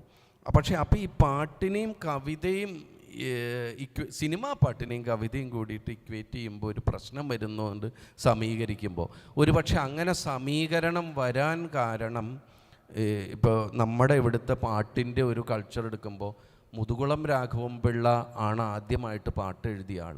അദ്ദേഹം നളചരിതം അദ്ദേഹം ആട്ടക്കഥ വരെ, നളചരിതമല്ല, അദ്ദേഹം ഒരു ആട്ടക്കഥ വരെ എഴുതിയിട്ടുണ്ട് മുതുകുളം. അതിനുശേഷമാണ് സിനിമയിലെ തിരക്കഥാകൃത്തും നാടകരചയിതാവും ഒക്കെ ആയിട്ട്. അത് കഴിഞ്ഞ് പുത്തങ്കാവ് മാത്തന്തരകനും ജി ശങ്കരക്കുറുപ്പും അവിടെ നിന്ന് ഒരുപാട് കവികളും ബോധേശ്വരനെ പോലുള്ളവരും പി ഭാസ്കരനും വയലാറും ONV സാറും തുടങ്ങി വലിയൊരു നിര, കൈതപ്രൻ സാറും റഫീഖെ അൻവർക്കയും ചന്ദ്രേട്ടനും ഒക്കെ ഉള്ളവർ ഒക്കെ കവികളായതുകൊണ്ട് നമ്മൾ എനിക്ക് പണ്ടൊക്കെ ചില വാക്കുകൾ 2 വാക്കും ഇങ്ങനെ അച്ചടിക്കുമ്പോൾ കവിയും ഗാനരചയിതാവും എന്ന് എഴുതുമ്പോൾ ഒരു രസമുള്ളത് കൊണ്ട് അങ്ങനെ ചേർന്ന് വന്നൊരു സാധനമാണ് പാട്ടിൽ കവിത വേണം എന്നുള്ളത് എന്നെനിക്ക് തോന്നുന്നു. പാട്ടിൽ കവിത വേണ്ടെന്നല്ല കേട്ടോ ഞാൻ പറഞ്ഞതിന്.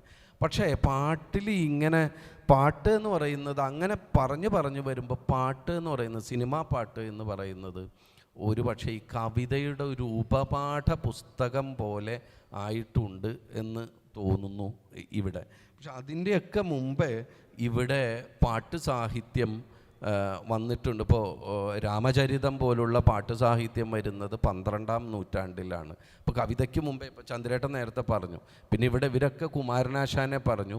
കുമാരനാശാൻ്റെ നളിനിയും ലീലയും വരുന്നതിന് മുമ്പ് നേരത്തെ ഇപ്പോൾ അൻവർക്ക പറഞ്ഞ പോലെ ഒരു മനുഷ്യൻ ഈ അതും സംസ്കാരത്തിൻ്റെ മതത്തിൻ്റെയൊക്കെ വേലിക്കെട്ടുകൾക്ക് പുറത്തേക്ക് ഇറങ്ങിയിട്ട് തൻ്റെ പ്രണയിതാവിന് വേണ്ടി, പ്രണയത്തിന് വേണ്ടിയിട്ട് ഒരു സ്ത്രീ ഇറങ്ങി പുറപ്പെട്ടത് അത് 1876 അങ്ങനെ ഒന്ന് എഴുതിയിട്ടുണ്ട്.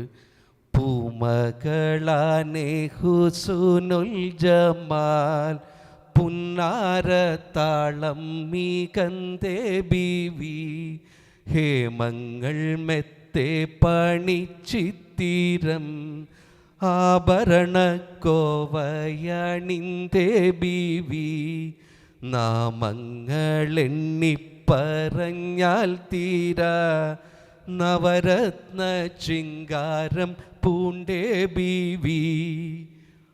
അത് ഹുസുനുൽ ജമാലിനെ പറ്റിയിട്ടാണ് എഴുതിയത്. അത് എഴുതിയത് മോയിൻകുട്ടി വൈദ്യരാണ്.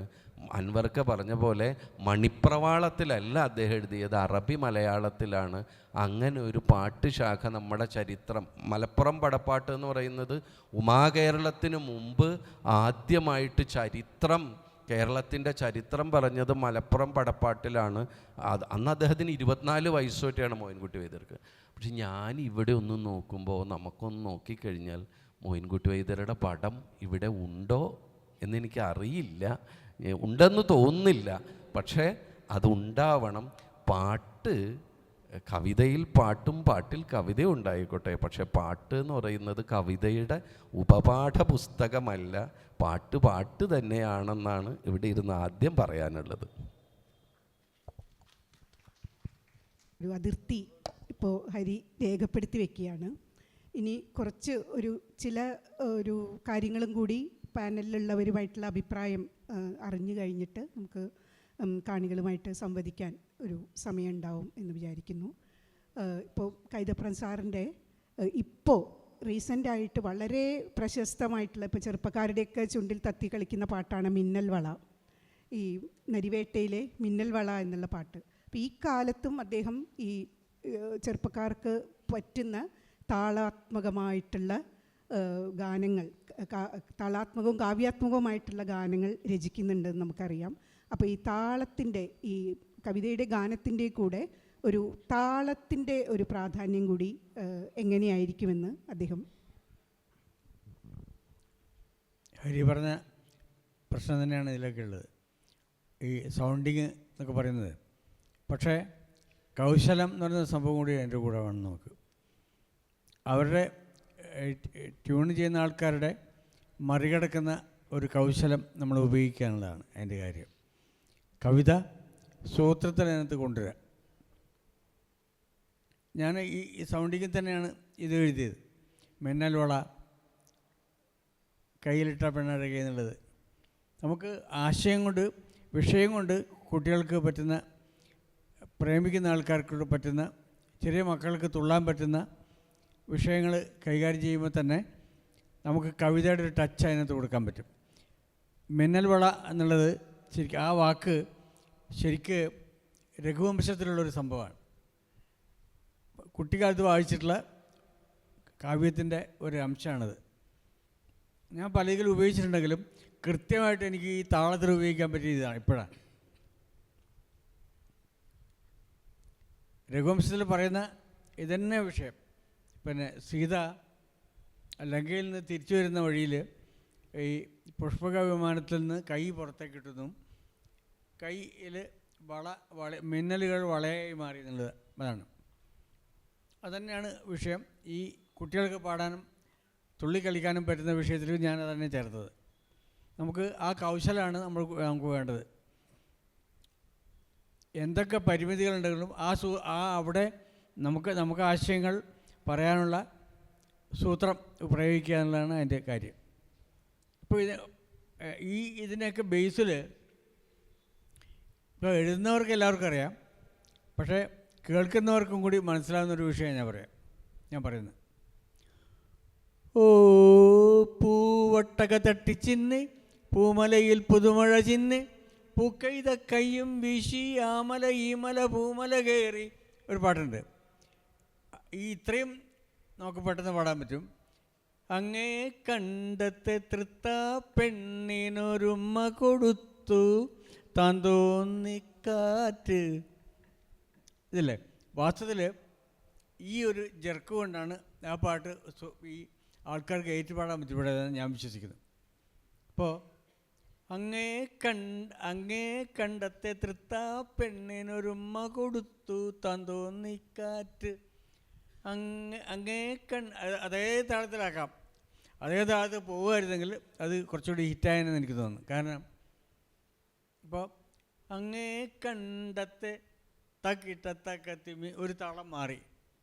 ഇപ്പോൾ ഈ താളം മാറ്റം എന്ന് പറയുന്ന സാധനമല്ല ഫോക്കിൻ്റെ, നമ്മളെ ഏങ്ങണ്ടിയൂരിൻ്റെ ആൾക്കാരുടെ പരിപാടിയാണ്.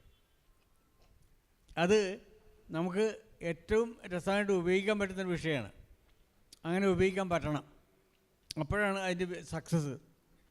ഇപ്പോൾ ഇതും ഒരു നാടൻ പാട്ടിൻ്റെ ഒരു സാധനമാണ്. അത് ശരിക്ക് ദീം തത്ത കത്തത്ത ദീം തീം തത്ത കത്തത്ത എന്ന ചെണ്ടയിലുള്ളൊരു താളമാണ്. ആ താളമാണ് ഞാൻ പാട്ടുണ്ടാക്കിയത്. ആദ്യത്തെ കാലത്തെ പാട്ടാണ് എൻ്റെ.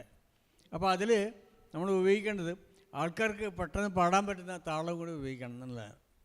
ഞാൻ എഴുതുമ്പോൾ തന്നെയുള്ള ആ ട്യൂണും ആ താളം തന്നെയാണ് ജെറി മാഷ് ഉപയോഗിച്ചത്. അപ്പോൾ ഈ താളം കൊണ്ടുള്ള സൂത്രമാണ് ഒരു തരത്തിൽ ലളിതഗാനത്തിൻ്റെ അല്ലെങ്കിൽ സിനിമാ പാട്ടിൻ്റെ പ്രധാനപ്പെട്ട ഒരു കാര്യം. ഇപ്പോൾ തക്കിട്ട തക്കത്തിമ്മി തക്കിട്ട തക്കത്തിമ്മി തക്കിട്ട തക്കത്തിമ്മി ഒരു നട, അത് നമുക്ക് എഴുതുന്നവർ പഠിക്കേണ്ട കാര്യമാണ്. അതുപോലെ തക തക്കിട്ട തക്ക തക്കിട്ട തക്ക തക്കിട്ട തക്ക തക്കിട്ട തക്കിട്ട തക്കിട്ട തക്കിട്ട തക്കിട്ട തക്കിട്ട ഇങ്ങനെ തകതിമി തകതിമി തകതിമി ഇങ്ങനെയുള്ള ഈ താള വെറൈറ്റികളാണ് എഴുതാൻ തുടങ്ങുന്ന ആൾക്കാർ ശരിക്കും ശ്രദ്ധിക്കേണ്ട ഒരു കാര്യം. ഇത് മനസ്സിലാക്കിയത് സ്ട്രെയിറ്റായിട്ട് മനസ്സിലാക്കിയത് ഒരു ഡാൻസ് മാസ്റ്ററുടെ കൂടെയാണ് ഞങ്ങൾ താമസിച്ചത്. അവിടെ കേട്ടാണ് ഞാൻ ഈ താളത്തിൻ്റെ കാര്യം പഠിച്ചത്. കൂടുതൽ ഞാൻ ക്ലാസിക്കൽ സംഗീതം പഠിക്കുമ്പോഴും പഠിച്ചിട്ടുണ്ട്. അപ്പോൾ ഇത് ഏറ്റവും പ്രധാനപ്പെട്ട ഒരു കാര്യമാണ്. ഇപ്പോൾ അങ്ങേ കണ്ടത്തെ തൃത്താ പെണ്ണിനൊരുമ്മ കൊടുത്തു താൻ തോന്നിക്കാറ്റ് തക്കിട്ട. ഇപ്പോൾ തകതകയുടെ ഉദാഹരണമായിട്ട് ഞാൻ പറയാം, നിങ്ങൾക്ക് ഒരു തരത്തിലും മനസ്സിലാവില്ല. ഇപ്പോൾ കണ്ണീർ പൂവിൻ്റെ കവിളിൽ തലോടി ഈണം മുഴങ്ങും പഴമ്പാട്ടിൽ മുങ്ങി. ഈ സാധനം നിങ്ങൾ വെറുതെ കേട്ടാൽ എങ്ങനെ അതിൻ്റെ താളം നിങ്ങൾക്ക് മനസ്സിലാവുക? അത് റെക്കോർഡ് ചെയ്തപ്പോൾ മനസ്സിലാവും. ഞങ്ങൾക്ക് വെറുതെ ട്യൂണ് പറയുമ്പോഴേ അത് ഏത് താളാണെന്ന് പെട്ടെന്ന് പിടിയിട്ടില്ല. കാരണം ഒരു താണ്ഡവത്തിൻ്റെ തകതകിട എന്നുള്ള താളമാണത്. പക്ഷേ സ്ലോയിലാണ് അതിൻ്റെ വിഷയവും സ്ലോ ആണ്, വികാരവും വളരെ സാന്ദ്രമായിട്ടുള്ളൊരു വികാരമാണ്. അപ്പോൾ ഈ സൂത്രങ്ങൾ ആൾക്കാർക്ക് മനസ്സിലാവേണ്ട ഒരു കാര്യമുണ്ടെന്നാണ് എൻ്റെ വിശ്വാസം. ഇപ്പോൾ ഉണ്ണിക്കിടാവിന്നു നൽകാൻ താക്കിട്ട ഇങ്ങനൊരു താളാണെന്ന് വിശ്വസിക്കില്ല ആദ്യം. ഇതൊക്കെ അതിൻ്റെ ഒരു സൂത്രമാണ്, രചനയുടെ സൂത്രമാണ്. ഇത്തരം കാര്യങ്ങൾ കൂടി നമ്മളെ ഇതിൻ്റെ ഭാഗമായിട്ടുള്ളതാണ്. അതാണ് പറയാൻ വേണ്ടിയാണ് ഉദ്ദേശിച്ചത്. ഇടത്തേക്ക് ഇത് കൊടുക്കുന്നു. അങ്ങനെ ഈ പാട്ടിലും കവിതയിലും താളത്തിൻ്റെയും ഒരു നടയുടെയൊക്കെ ഒരു പ്രാധാന്യമാണ് ഇപ്പോൾ സാറ് പറഞ്ഞത്. പിന്നെ ഇവിടെ ഈ വേദിയിലും എന്താ പറയുക, ഒരു സദസ്സിൽ എനിക്ക് തോന്നുന്നു ഒരു പുതിയ തലമുറയുടെ, ഇപ്പോൾ ആൽഫ ബീറ്റ തലമുറയൊക്കെ ഉള്ള ഒരു കാലത്ത് ഞങ്ങൾ കുറച്ച് തലനിറച്ച് ഹരീനെ വേണമെങ്കിൽ ഒഴിവാക്കാം, കുറച്ച് ആളുകളാണ് നമ്മുടെ തലമുറയിലുള്ള ആളുകളാണ് ഉള്ളത്. അപ്പോൾ എനിക്ക് പുതിയ തലമുറയുടെ നിങ്ങളുടെ അടുത്തു നിന്നൊക്കെ ഒരു പ്രതികരണം കിട്ടിയാൽ കൊള്ളാം. ഇപ്പോൾ സത്യത്തിൽ ഇവിടെ വിഷ്ണുരാജോ വിനായക് ശശികുമാർ, മൊഹ്സിൻ പെരാരി പോലത്തെ ആൾക്കാരും കൂടി വേണ്ടതായിരുന്നു എന്നാണ് എൻ്റെ ഒരു അഭിപ്രായം. അവരുടെ ഒരു പ്രതിനിധാനം ചെയ്യാനുള്ള ഒരാളും കൂടി വേണ്ടതായിരുന്നു. അവരില്ലാത്ത സ്ഥിതിക്ക് അവരെക്കുറിച്ച് അവരുടെ പാട്ടുകളെ, ഇപ്പോൾ പുതിയ തലമുറ പാട്ടുകളെ, ഒരു 2010 ശേഷം ഇറങ്ങിയ പാട്ടുകൾ നമുക്കറിയാം. ഇപ്പോൾ തല്ലുമാലയിലത്തെ പാട്ടുകളിൽ കഥാപ്രസംഗം വരുന്നുണ്ട്, കർണാടക സംഗീതത്തിൻ്റെ സ്വരസഞ്ചാരം വരുന്നുണ്ട്, അതുപോലെ തന്നെ അതിൽ മെലഡി ലളിതഗാനവും വരുന്നുണ്ട്. അങ്ങനെ എല്ലാം കൂടിയിട്ടുള്ള ഒരു 5-8 മിനിറ്റുള്ള ഒരു പാട്ടാണ് അതിൽ ചെയ്തിട്ടുള്ളത് സുശീൻ ശ്യാം. പിന്നെ ആവേശത്തിലെ പാട്ട് എല്ലാവർക്കും അറിയാം. ആ പാട്ട് ഇല്ലുമിനാറ്റി വിഷ്ണു വിജയാണ്, വിഷ്ണു വിജയ് ഇത് ചെയ്തത് അല്ലേ? ഈ തല്ലുമാല വിഷ്ണു വിജയ്. ഈ ആവേശത്തിലെ പാട്ട് നമുക്കറിയാം, കട്ടച്ചോര കൊണ്ട് ജ്യൂസ് അടിച്ച് സോഡാ സർബത്ത്, പിന്നെന്താ പേന കത്തി കൊണ്ട് വിദ്യാരംഭം കുത്ത് ഹരിശ്രീ. അപ്പോൾ ഇത്തരം പദങ്ങളൊക്കെ കേൾക്കുമ്പോൾ, ഇത്തരം വരികളൊക്കെ കേൾക്കുമ്പോൾ ശരിക്കും ഞങ്ങളുടെ തലമുറയിലുള്ളവർക്ക് കുറച്ച് ഒരു ഭീതി ഉണ്ടാവുന്നുണ്ട് എന്നാണ് ഞാൻ വിചാരിക്കുന്നത്. അപ്പോൾ ഈ പുതിയ തലമുറ പാട്ടുകൾ, പുതിയ സിനിമകൾ കുറഞ്ഞു വരുന്നു, സിനിമയിലെ പാട്ട് കുറഞ്ഞു വരുന്നു, ഈ ഒരു ആശങ്കയുണ്ട്. പ്ലസ് ഈ പാട്ടിൻ്റെ ക്വാളിറ്റിയും രൂപവും ഭാവവും ഒക്കെ മാറുന്നുണ്ട്. അതുപോലെ സ്വതന്ത്ര സംഗീതം, ഇപ്പോൾ യൂറോപ്പിലോ അമേരിക്കയിലോ ഒക്കെ ഉള്ള പോലെ സ്വതന്ത്ര സംഗീതം അത്ര തന്നെ മലയാളത്തിൽ പച്ച പിടിച്ചിട്ടുണ്ടോ അറിയില്ല. പക്ഷെ ഇപ്പോൾ വന്നുകൊണ്ടിരിക്കുന്നത് നമുക്കറിയാം. റാപ്പ് മ്യൂസിക്കിൽ പലരും, ഇപ്പോൾ വേടൻ ഒക്കെ നമ്മളിപ്പോൾ ഈയിടെ കേട്ടതാണ്. അതുപോലെ നമ്മുടെ നീരജ് മാധവ് ഒരു പരിസ്ഥിതിയായിട്ട് ബന്ധപ്പെട്ട ഒരു വളരെ മനോഹരമായിട്ടുള്ളൊരു റാപ്പ് അവതരിപ്പിക്കുകയുണ്ടായി ഒരു സ്റ്റേജിൽ, ഞാൻ കേട്ടു. അങ്ങനെ ഈ റാപ്പ് മ്യൂസിക് ഇതൊക്കെ വരുന്ന ഒരു കാലത്ത് നമ്മൾ പാട്ടിനെ സിനിമാ പാട്ട് എന്ന് മാത്രം ധരിക്കാതെ അതിന് പുറത്തേക്ക് ചിറക് വെച്ച് പറക്കുന്നുണ്ട് ശരിക്കും സംഗീതം. ആ സ്വതന്ത്ര സംഗീതത്തിന് നമ്മുടെ ഇടയിലുള്ള ഒരു സ്ഥാനം എന്താണ്? ഇപ്പോഴത്തെ സിനിമാ പാട്ടുകൾ രൂപഭാവങ്ങൾ, ഒരു പല്ലവി അനുപല്ലവി ചരണം എന്നുള്ള ഫോർമാറ്റിൽ നിന്ന് മാറിയിട്ടുള്ള ഒരുപാട് പാട്ടുകൾ ഇപ്പോൾ വരുന്നുണ്ട്. അപ്പോൾ അതിനെക്കുറിച്ചിട്ടൊക്കെ ഉള്ള നിങ്ങളുടെ അഭിപ്രായവും ഒന്ന് അറിഞ്ഞാൽ കൊള്ളാമെന്നുണ്ട് എനിക്ക്. ശ്രീ വസന്തകുമാർ സാറിൻ്റെ ഒരു 4 വരി ഏതെങ്കിലും ഒരു കഥയുടെ കേട്ടാലും. സാറ് ഈ സയൻസ് അധ്യാപകനായതുകൊണ്ട് ആൽബർട്ട് ഐൻസ്റ്റൈൻ, മാഡം ക്യൂറി കഥാപ്രസംഗങ്ങളൊക്കെ അവതരിപ്പിച്ചിട്ടുള്ള ഞാനൊരു സയൻസ് ആളായതുകൊണ്ട് എനിക്കത് വളരെ ഇതായിട്ട് തോന്നി. അതിൽ നിന്ന് ആണെങ്കിൽ നല്ലതായിരുന്നു ഏതെങ്കിലും 4 വരി. സിനിമ പാട്ടെഴുതുമ്പോൾ ഇവർക്കൊക്കെ വേണ്ടുന്ന സീക്വൻസ് അല്ലേ, അതല്ലേ എൻ്റെ ഒരു പദം. പക്ഷേ അന്തമില്ലാത്ത സീക്വൻസുകളുടെ ഒരു വൈവിധ്യമാണ് കഥാപ്രസംഗത്തിലെ ഗാനങ്ങൾക്കുള്ളത്. ഇപ്പോൾ ഇവിടെ ഹരി സൂചിപ്പിച്ചതുപോലെ കാമുകിയാണിന്നനീസ്യ നികിതതൻ സ്വാമിനിയല്ലയാൾ ഭൃത്യനല്ല, സ്വാമിനിയല്ലവൾ ആയുവ കോമളൻ ഓമന സങ്കൽപ്പ റാണിയല്ലോ, കാമുകിയാണ് നനീസ്യ നികിതതൻ സ്വാമിനിയല്ലയാൾ ഭൃത്യനല്ല. ഇത് അനീസ്യയുടെ ഒരു ഘട്ടത്തിലുള്ള ഒരു ഗാനമാണ്. അനീസ്യ ഒരു പ്രതിനായിക സ്വഭാവമുള്ള ഒരു കൊലപാതകി കൂടിയാണ്. സ്വന്തം ഭർത്താവിന് വിഷം കൊടുത്ത് കൊല്ലുന്ന ഒരു നായികയാണ്. ആ നായികയെ ഹൃദയത്തിൽ പ്രതിഷ്ഠിക്കാൻ സാംബശിവൻ്റെ പൊതുവെ ഉള്ള അദ്ദേഹത്തിൻ്റെ ഒരു സമീപനമെന്ന് പറയുന്നത് ഈ കലയിൽ പ്രസാദാത്മകത്വം സന്നിവേശിപ്പിക്കുക എന്നുള്ളതാണ്.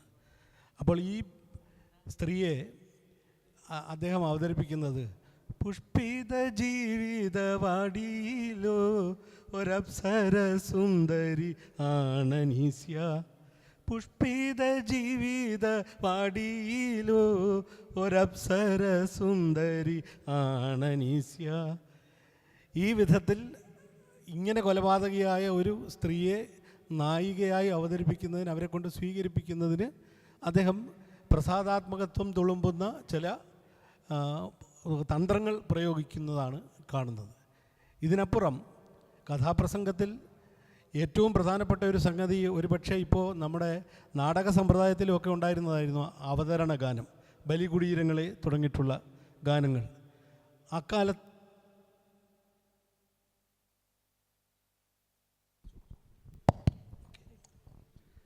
അക്കാലത്ത് നാടക അവതരണ ഗാനങ്ങളെ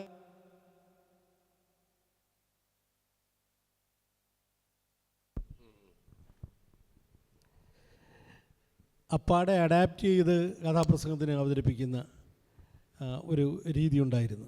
ഞാൻ എൻ്റെ അമ്മയൊക്കെ പറഞ്ഞ് കേട്ടിട്ടുണ്ട്. KPICയുടെ അവതരണ ഗാനം അക്കാലത്ത് സാംബശിവൻ അവതരണ ഗാനമായിട്ട് അവതരിപ്പിച്ചിട്ടുണ്ട്. വളരെ പ്രസിദ്ധമാണ് കെടാമംഗലം സദാനന്ദൻ്റെ വെൽഗമലയാളമേ എങ്കളഭിമാനമേ എന്ന രമണൻ്റെ ആ ആദിമ ഗാനം. അതിലെ ആദ്യ വരികളെന്ന് പറയുന്നത് ഇത്തിരി ടങ് ട്വിസ്റ്റർ ആയതുകൊണ്ട് എനിക്കത് ഇപ്പോൾ ഓർത്ത് പാടാൻ കഴിയുന്നില്ല. ഈ ഒരു വളരെ സങ്കീർണമെന്ന് തോന്നുന്ന ഒരു അവതരണ ഗാനം, അത് മലയാള കാവ്യശാഖയിലെ എല്ലാ പ്രൗഢ സാന്നിധ്യങ്ങളെയും അവരുടെ ചെറു കാവ്യശകലങ്ങൾ കൊണ്ട് ചേർത്ത് അദ്ദേഹം അവതരിപ്പിക്കുന്ന ഒന്നാണ്. അത് രമണൻ എന്ന കഥാപ്രസംഗത്തിൻ്റെ അവതരണ ഗാനമാണ്. ഇതുപോലെ അവതരണ ഗാനം വളരെ പ്രസിദ്ധങ്ങളായിട്ടുള്ളത് സാംബശിവൻ്റെ തന്നെ ഒന്നുണ്ട്. സ്നേഹഗായക വരൂ ഭവാൻ ജനജീവിതോത്സവ ഗാഥയുമായി, പ്രേമമാധുരി പകരും നിന്മണി വീണ തരികൻ കൈകളിൽ നീ. ഇത് അവതരണ ഗാനമാണ്. പിന്നെ ചില സ്ഥലവർണ്ണനകളുടെ ആവശ്യം വരും. ദക്ഷിണ ഭാരത നാട്ടിൽ കുടകൊരു യക്ഷി മഹാസാമ്രാജ്യം പോൽ, മൈസൂർ മലബാർ കന്നഡമിവയുടെ ഇടയിൽ കുടകു കുടുങ്ങിപ്പോയി. SK പൊറ്റക്കാടിൻ്റെ പുള്ളിമാൻ എന്ന ആ കുടക് പശ്ചാത്തലമായിട്ടുള്ള ആ കഥയിലെ ഒരു ഗാനമാണ്. ഇതുപോലെ ഒരവസ്ഥ, പിന്നെ ചരിത്രത്തിലെ വലിയ എന്താ പറയുന്നത്, ഏറ്റവും കെടുതികൾ നിറഞ്ഞൊരു അവസ്ഥ, അടിമക്കച്ചവടം. വേദന വിങ്ങുന്ന ജീവിത സാനുവിൻ തേങ്ങലിലല്ലോ പിറന്നതല്ലോ, മേലാളരത്ര കൈമാറി അടിമയായി പോയവൻ ഏതേതു നാടുകളിൽ. ഈ ഒഥല്ലോ സ്വന്തം ഭാര്യ ഡെസ്റ്റമനെക്കുറിച്ച് പറയുന്നത്, അപ്സരസാണെൻ്റെ ഡെസ്റ്റമൺ ഹൃദ്യമായി പാടുമാടും സുഹൃൽ സമ്മേളനങ്ങളിൽ, സൽസ്വഭാവത്തിൻ്റെ ദേവതയാണവൾ, സംശയിക്കില്ലൊരു കാലവും നിന്നെ ഞാൻ. ഇദ്ദേഹം ഒരു കവി കൂടിയായിരുന്നു സാംബശിവൻ. ചങ്ങമ്പുഴയുടെ വലിയ ആരാധകനായിരുന്നു. അതുകൊണ്ട് ആ തരത്തിലുള്ളൊരു ഭാവതലത്തിൽ അദ്ദേഹം പാട്ടുകൾ എഴുതിയിട്ടുണ്ട്, വിലയ്ക്ക് വാങ്ങാവിലും മറ്റും. മൂകത മൂടി ലോകമുറങ്ങവേ ഏകനായി എത്തുമെൻ ദേവൻ, ഏകാന്തതയിലോ ഒരിത്തിരി നേരമൻ ചാരത്തിരുന്നിട്ട് പോവും. ഈ തരത്തിലുള്ള പിന്നെ വളരെ ഭാവസാന്ദ്രമായ ചില സന്ദർഭങ്ങൾ അദ്ദേഹം അവതരിപ്പിക്കും. നിലാവ് വീണൊരു മൈതാനത്തിൽ നീങ്ങുന്നൊരു നിഴൽ മുമ്പേ, നിറവയർപ്പേറുന്നൊരു രൂപം മുഴു നഗ്നയാമവൾ പിമ്പേ. നിലാവുള്ള രാത്രിയിൽ ഒരു ഗറില്ല പോരാളിയായ ഒരു സ്ത്രീയെ, പൂർണ്ണ ഗർഭിണിയായ ഒരു സ്ത്രീയെ പൂർണ്ണ നഗ്നയായി മഞ്ഞിലൂടെ വലിച്ചിഴച്ച് ഈ കഠോരമനസ്കരായ പട്ടാളക്കാർ കൊണ്ടുപോകുന്നൊരു രംഗമാണ്. ഇങ്ങനെ അന്തമില്ലാത്ത സീക്വൻസുകളാണ് കഥാപ്രസംഗത്തിന് വേണ്ടി വരിക. അതുപോലെ നറേറ്റീവ് ലിറിക്സ്, ഈ പിന്നെ പാടി തന്നെ അവതരിപ്പിക്കേണ്ട കാവ്യങ്ങൾ അദ്ദേഹം അവതരിപ്പിച്ചിട്ടുണ്ട്. റാണി തിരുനെല്ലൂരിൻ്റെ റാണി ഏറ്റവും പരിശുദ്ധമായ മലയാളത്തിൽ എഴുതിയതാണ്. കായലിന്മാറിൽ അലിഞ്ഞു ചേർന്നിടുവാൻ ആയുന്ന കാനന ചോലയും കായലും പുൽകവേ പുഞ്ചിരി ചാർത്തിടും പൂന്തിരമാലമേൽ നീർക്കിളി ചാർത്തുപോൽ നീന്തുമൊരായിരം തോണി. ഇത് തിരുനെല്ലൂരിൻ്റെ വരികളാണ്. വെമ്പല നാട്ടിലെ തമ്പുരാൻ്റെ തമ്പുരാട്ടിക്കൊരു കട്ടിൽ വേണം, കട്ടിൽ കടയുവാൻ ആ കിഴക്കൻ കാട്ടിലെ ചന്ദനം തന്നെ വേണം. ഈ തമ്പുരാട്ടിയെ വർണ്ണിക്കുന്നത് ആദ്യകാലത്ത് പാടിയിരുന്ന മട്ടിലല്ല, പിന്നീട് ഇവിടെ ഈ ജനറേഷൻ്റെയൊക്കെ ആവശ്യം അല്ലെങ്കിൽ അവരുടെ ആ ടേസ്റ്റ് മാറുന്നതനുസരിച്ച് അദ്ദേഹം മാറ്റിയിട്ടുണ്ട്. താഴമ്പു കൊണ്ടു കടഞ്ഞ പോലെ താവുമൊളി പൂണ്ട തമ്പുരാട്ടി. ഇങ്ങനെ വാസ്തവത്തിൽ ഈ പുതിയ പരീക്ഷണങ്ങൾക്കൊക്കെ നമ്മൾ പോകണോ? ഇത് ഒരുതരം ഹൈജാക്കിംഗ് ആണ്. പാട്ടുകളെയും നമ്മുടെ ആസ്വാദ്യതയും ഒക്കെ ഹൈജാക്ക് ചെയ്ത് കൊണ്ടുപോയിട്ട് ഏതോ പുതിയ ട്രെൻഡുകളുണ്ട്, ഇതാണ് സംഗീതം, ഇതാണ് കാലത്തിന് വേണ്ടത് എന്ന് അടിച്ചേൽപ്പിക്കുന്ന ആ പ്രവണത അവസാനിപ്പിച്ചിട്ട് ഇത്തരം ഹൃദ്യങ്ങളായിട്ടുള്ള താളാത്മകങ്ങളായിട്ടുള്ള പ്രസാദാത്മകങ്ങളായിട്ടുള്ള പാട്ടുകൾ കേൾപ്പിക്കുവാനുള്ള സംവിധാനങ്ങൾ നമ്മൾ കണ്ടെത്തണം. സാറിൻ്റെ ഈ എന്താ പറയുക മനോഹരമായിട്ടുള്ള ഈ ആലാപനത്തിൻ്റെ ഇടയ്ക്ക് കയറാൻ ബുദ്ധിമുട്ടുണ്ട്. പക്ഷേ എല്ലാവർക്കും ആലാപനത്തിനുള്ള സമയം കൊടുക്കേണ്ടത് കൊണ്ടാണ് അങ്ങനെ ചെയ്യേണ്ടി വന്നത്. വളരെ എല്ലാ കഥകളിൽ നിന്നും കുറച്ച് സാർ എടുത്ത് പറയുകയുണ്ടായി. ഇനി എങ്ങണ്ടിയൂർ ചന്ദ്രശേഖരൻ്റെ ഒരു കുഞ്ഞുണ്ണി മാഷ് ചെറുശ്ശേരിനെ കുറിച്ചിട്ട് അല്ലെങ്കിൽ ചെറുശ്ശേരിയുടെ കവിതയെ കുറിച്ചിട്ട് 4 വരി എഴുതിയിട്ടുണ്ട്. ആളുന്തീരകത്തി ലല്ലേ ചേറുശ്ശേരി ആരോമൽ കൃഷ്ണപ്പാട്ടുട്ടി ന്യായം, പാട്ടിൻ്റെ രാഗങ്ങൾ അങ്ങീനേയാവേണം, കേൾപ്പോരെ മോളിയിലേക്കുന്തിടേണം. ആളുകളെ മുന്നോട്ട് നയിക്കുന്ന, ജീവിക്കാൻ പ്രേരിപ്പിക്കുന്ന ആയിരിക്കണം എന്നും കൂടി വിശ്വസിക്കുന്ന ഒരാളാണ് ഞാൻ. അൻവർ അതമ്മല തേടി ഹാദി അലിമരയ്ക്കാൻ അലമേറും മരക്കപ്പൽ കയറിപ്പോയി ഒരിക്കൽ. 12 ഖലാസിമാരെന്തിനും പോന്നോര് വൻകരയ്ക്കു ദ്വീപ് പോലെ വഞ്ചിത്തൂണക്കാര്.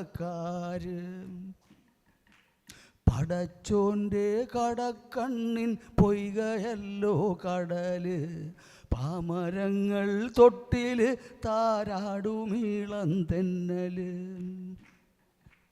ഹാദിസ്രാങ്കിൻ്റെയോ അതോ ആഴിയുടെയോ ഹാദിശ്രങ്കിൻ്റെയോ അതോ അഴിയുടെയോ? അടിത്തട്ടിൽ നിന്നൊരു മീൻ മിന്നി മറഞ്ഞോ? ഏഴുനിറവില്ലു പോലെ കൊള്ളിമീന് പോലെ ഹാദിയാകെ അന്തലായി ഓളമായി ബഹർ. ചട്ടുളിക്കണ്ണാലെ സ്രങ്ക് നീട്ടിയേറിഞ്ഞാറേ ചൊന്നു പടച്ചോൻ്റെ കണ്ണ് ചോര പൊടിഞ്ഞാറേ. പാമരങ്ങൾ തൊട്ടിലിട്ട് പോറ്റുമിളങ്കാറ്റുകൾ നോക്കി നിൽക്കെ കഴുകന്മാരായി ദിക്കെട്ടും. പൊന്തണല്ല അല്ല പൊന്തണല്ല അല്ല നോക്കി നിൽക്കെ പൊന്തണല്ല. തീതുപ്പി പാറണല്ല കത്തണല്ല ചീറണല്ല കീയണല്ല അല്ല. ഹാദിശ്രാങ്ക് കണ്ടു നിൽക്കെ ആഴിപേരും പരവയായി വെള്ളിക്കൊമ്പൻ സ്രാവ് പോലെ പല്ലിറമ്പണ്. തിരകളല്ല തിരകളല്ല അല്ല തിരകളല്ല അല്ല. ഓക്കെ. ഹരി, പുതിയ പാട്ടുകളെ കുറിച്ച് പറയണേ. ഇനി എന്തെങ്കിലും പറയണോ? പുതിയ പാട്ടുകളെ കുറിച്ച് അല്ല, അവർക്ക് ചാൻസ് കൊടുക്കാം അല്ലേ കാണികൾക്ക്.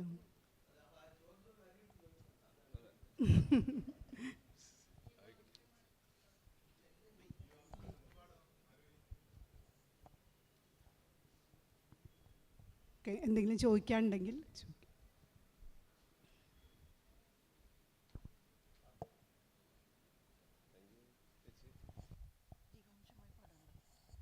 സാറേ, ജീവാംശമായി ഒന്ന് പാടൂ. 4 വരി പാടൂ. 4 വരി. ജീവാംശമായി പാടാൻ അറിയില്ല.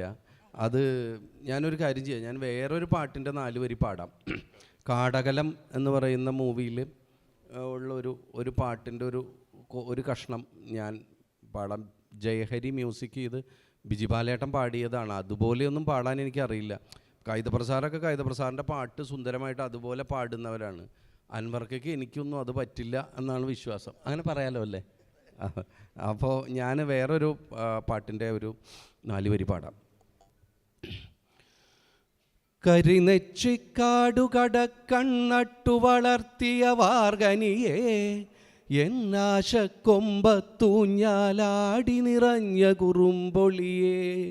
കരിനെച്ചിക്കാടുകടക്കണ്ണട്ടു വളർത്തിയ വാർഗനിയേ എന്നാശക്കൊമ്പത്തൂഞ്ഞാലാടി നിറഞ്ഞ കുറുമ്പൊളിയേ. മാറത്തെൻ ചൂടേറ്റെന്നും ചാഞ്ഞുമയങ്ങണ പൈങ്കിളിയേ. മുള പൊട്ടി ചീന്തണ പോലെൻ ചങ്ക് ചിലമ്പണ് തേൻകനിയേ. മുള പൊട്ടി ചീന്തണ പോലെൻ ചങ്ക് ചിലമ്പണ് തേൻകനിയേ. കനിയേ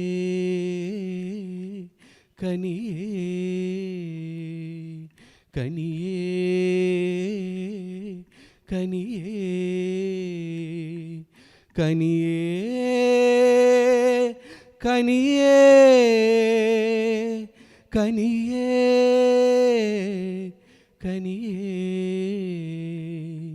കനിയേ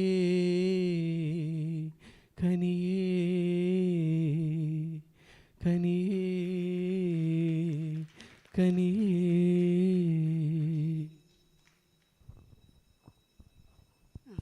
കൂട്ടമണി അടിച്ചു. ഇനിയിപ്പോൾ എന്താ ചെയ്യുക? സാറിന് പറയാനുണ്ടോ? സാറിന് എന്തേ പറയാനുണ്ട്? അത് കഴിഞ്ഞിട്ട് നമുക്കിത് ഈ സെഷൻ ക്ലോസ് ചെയ്യാം. കൂട്ടമണി അടിച്ചു. സ്കൂൾ പോലെ എല്ലാവരും പുറത്തേക്ക് ഓടേണ്ട സമയമാണ്.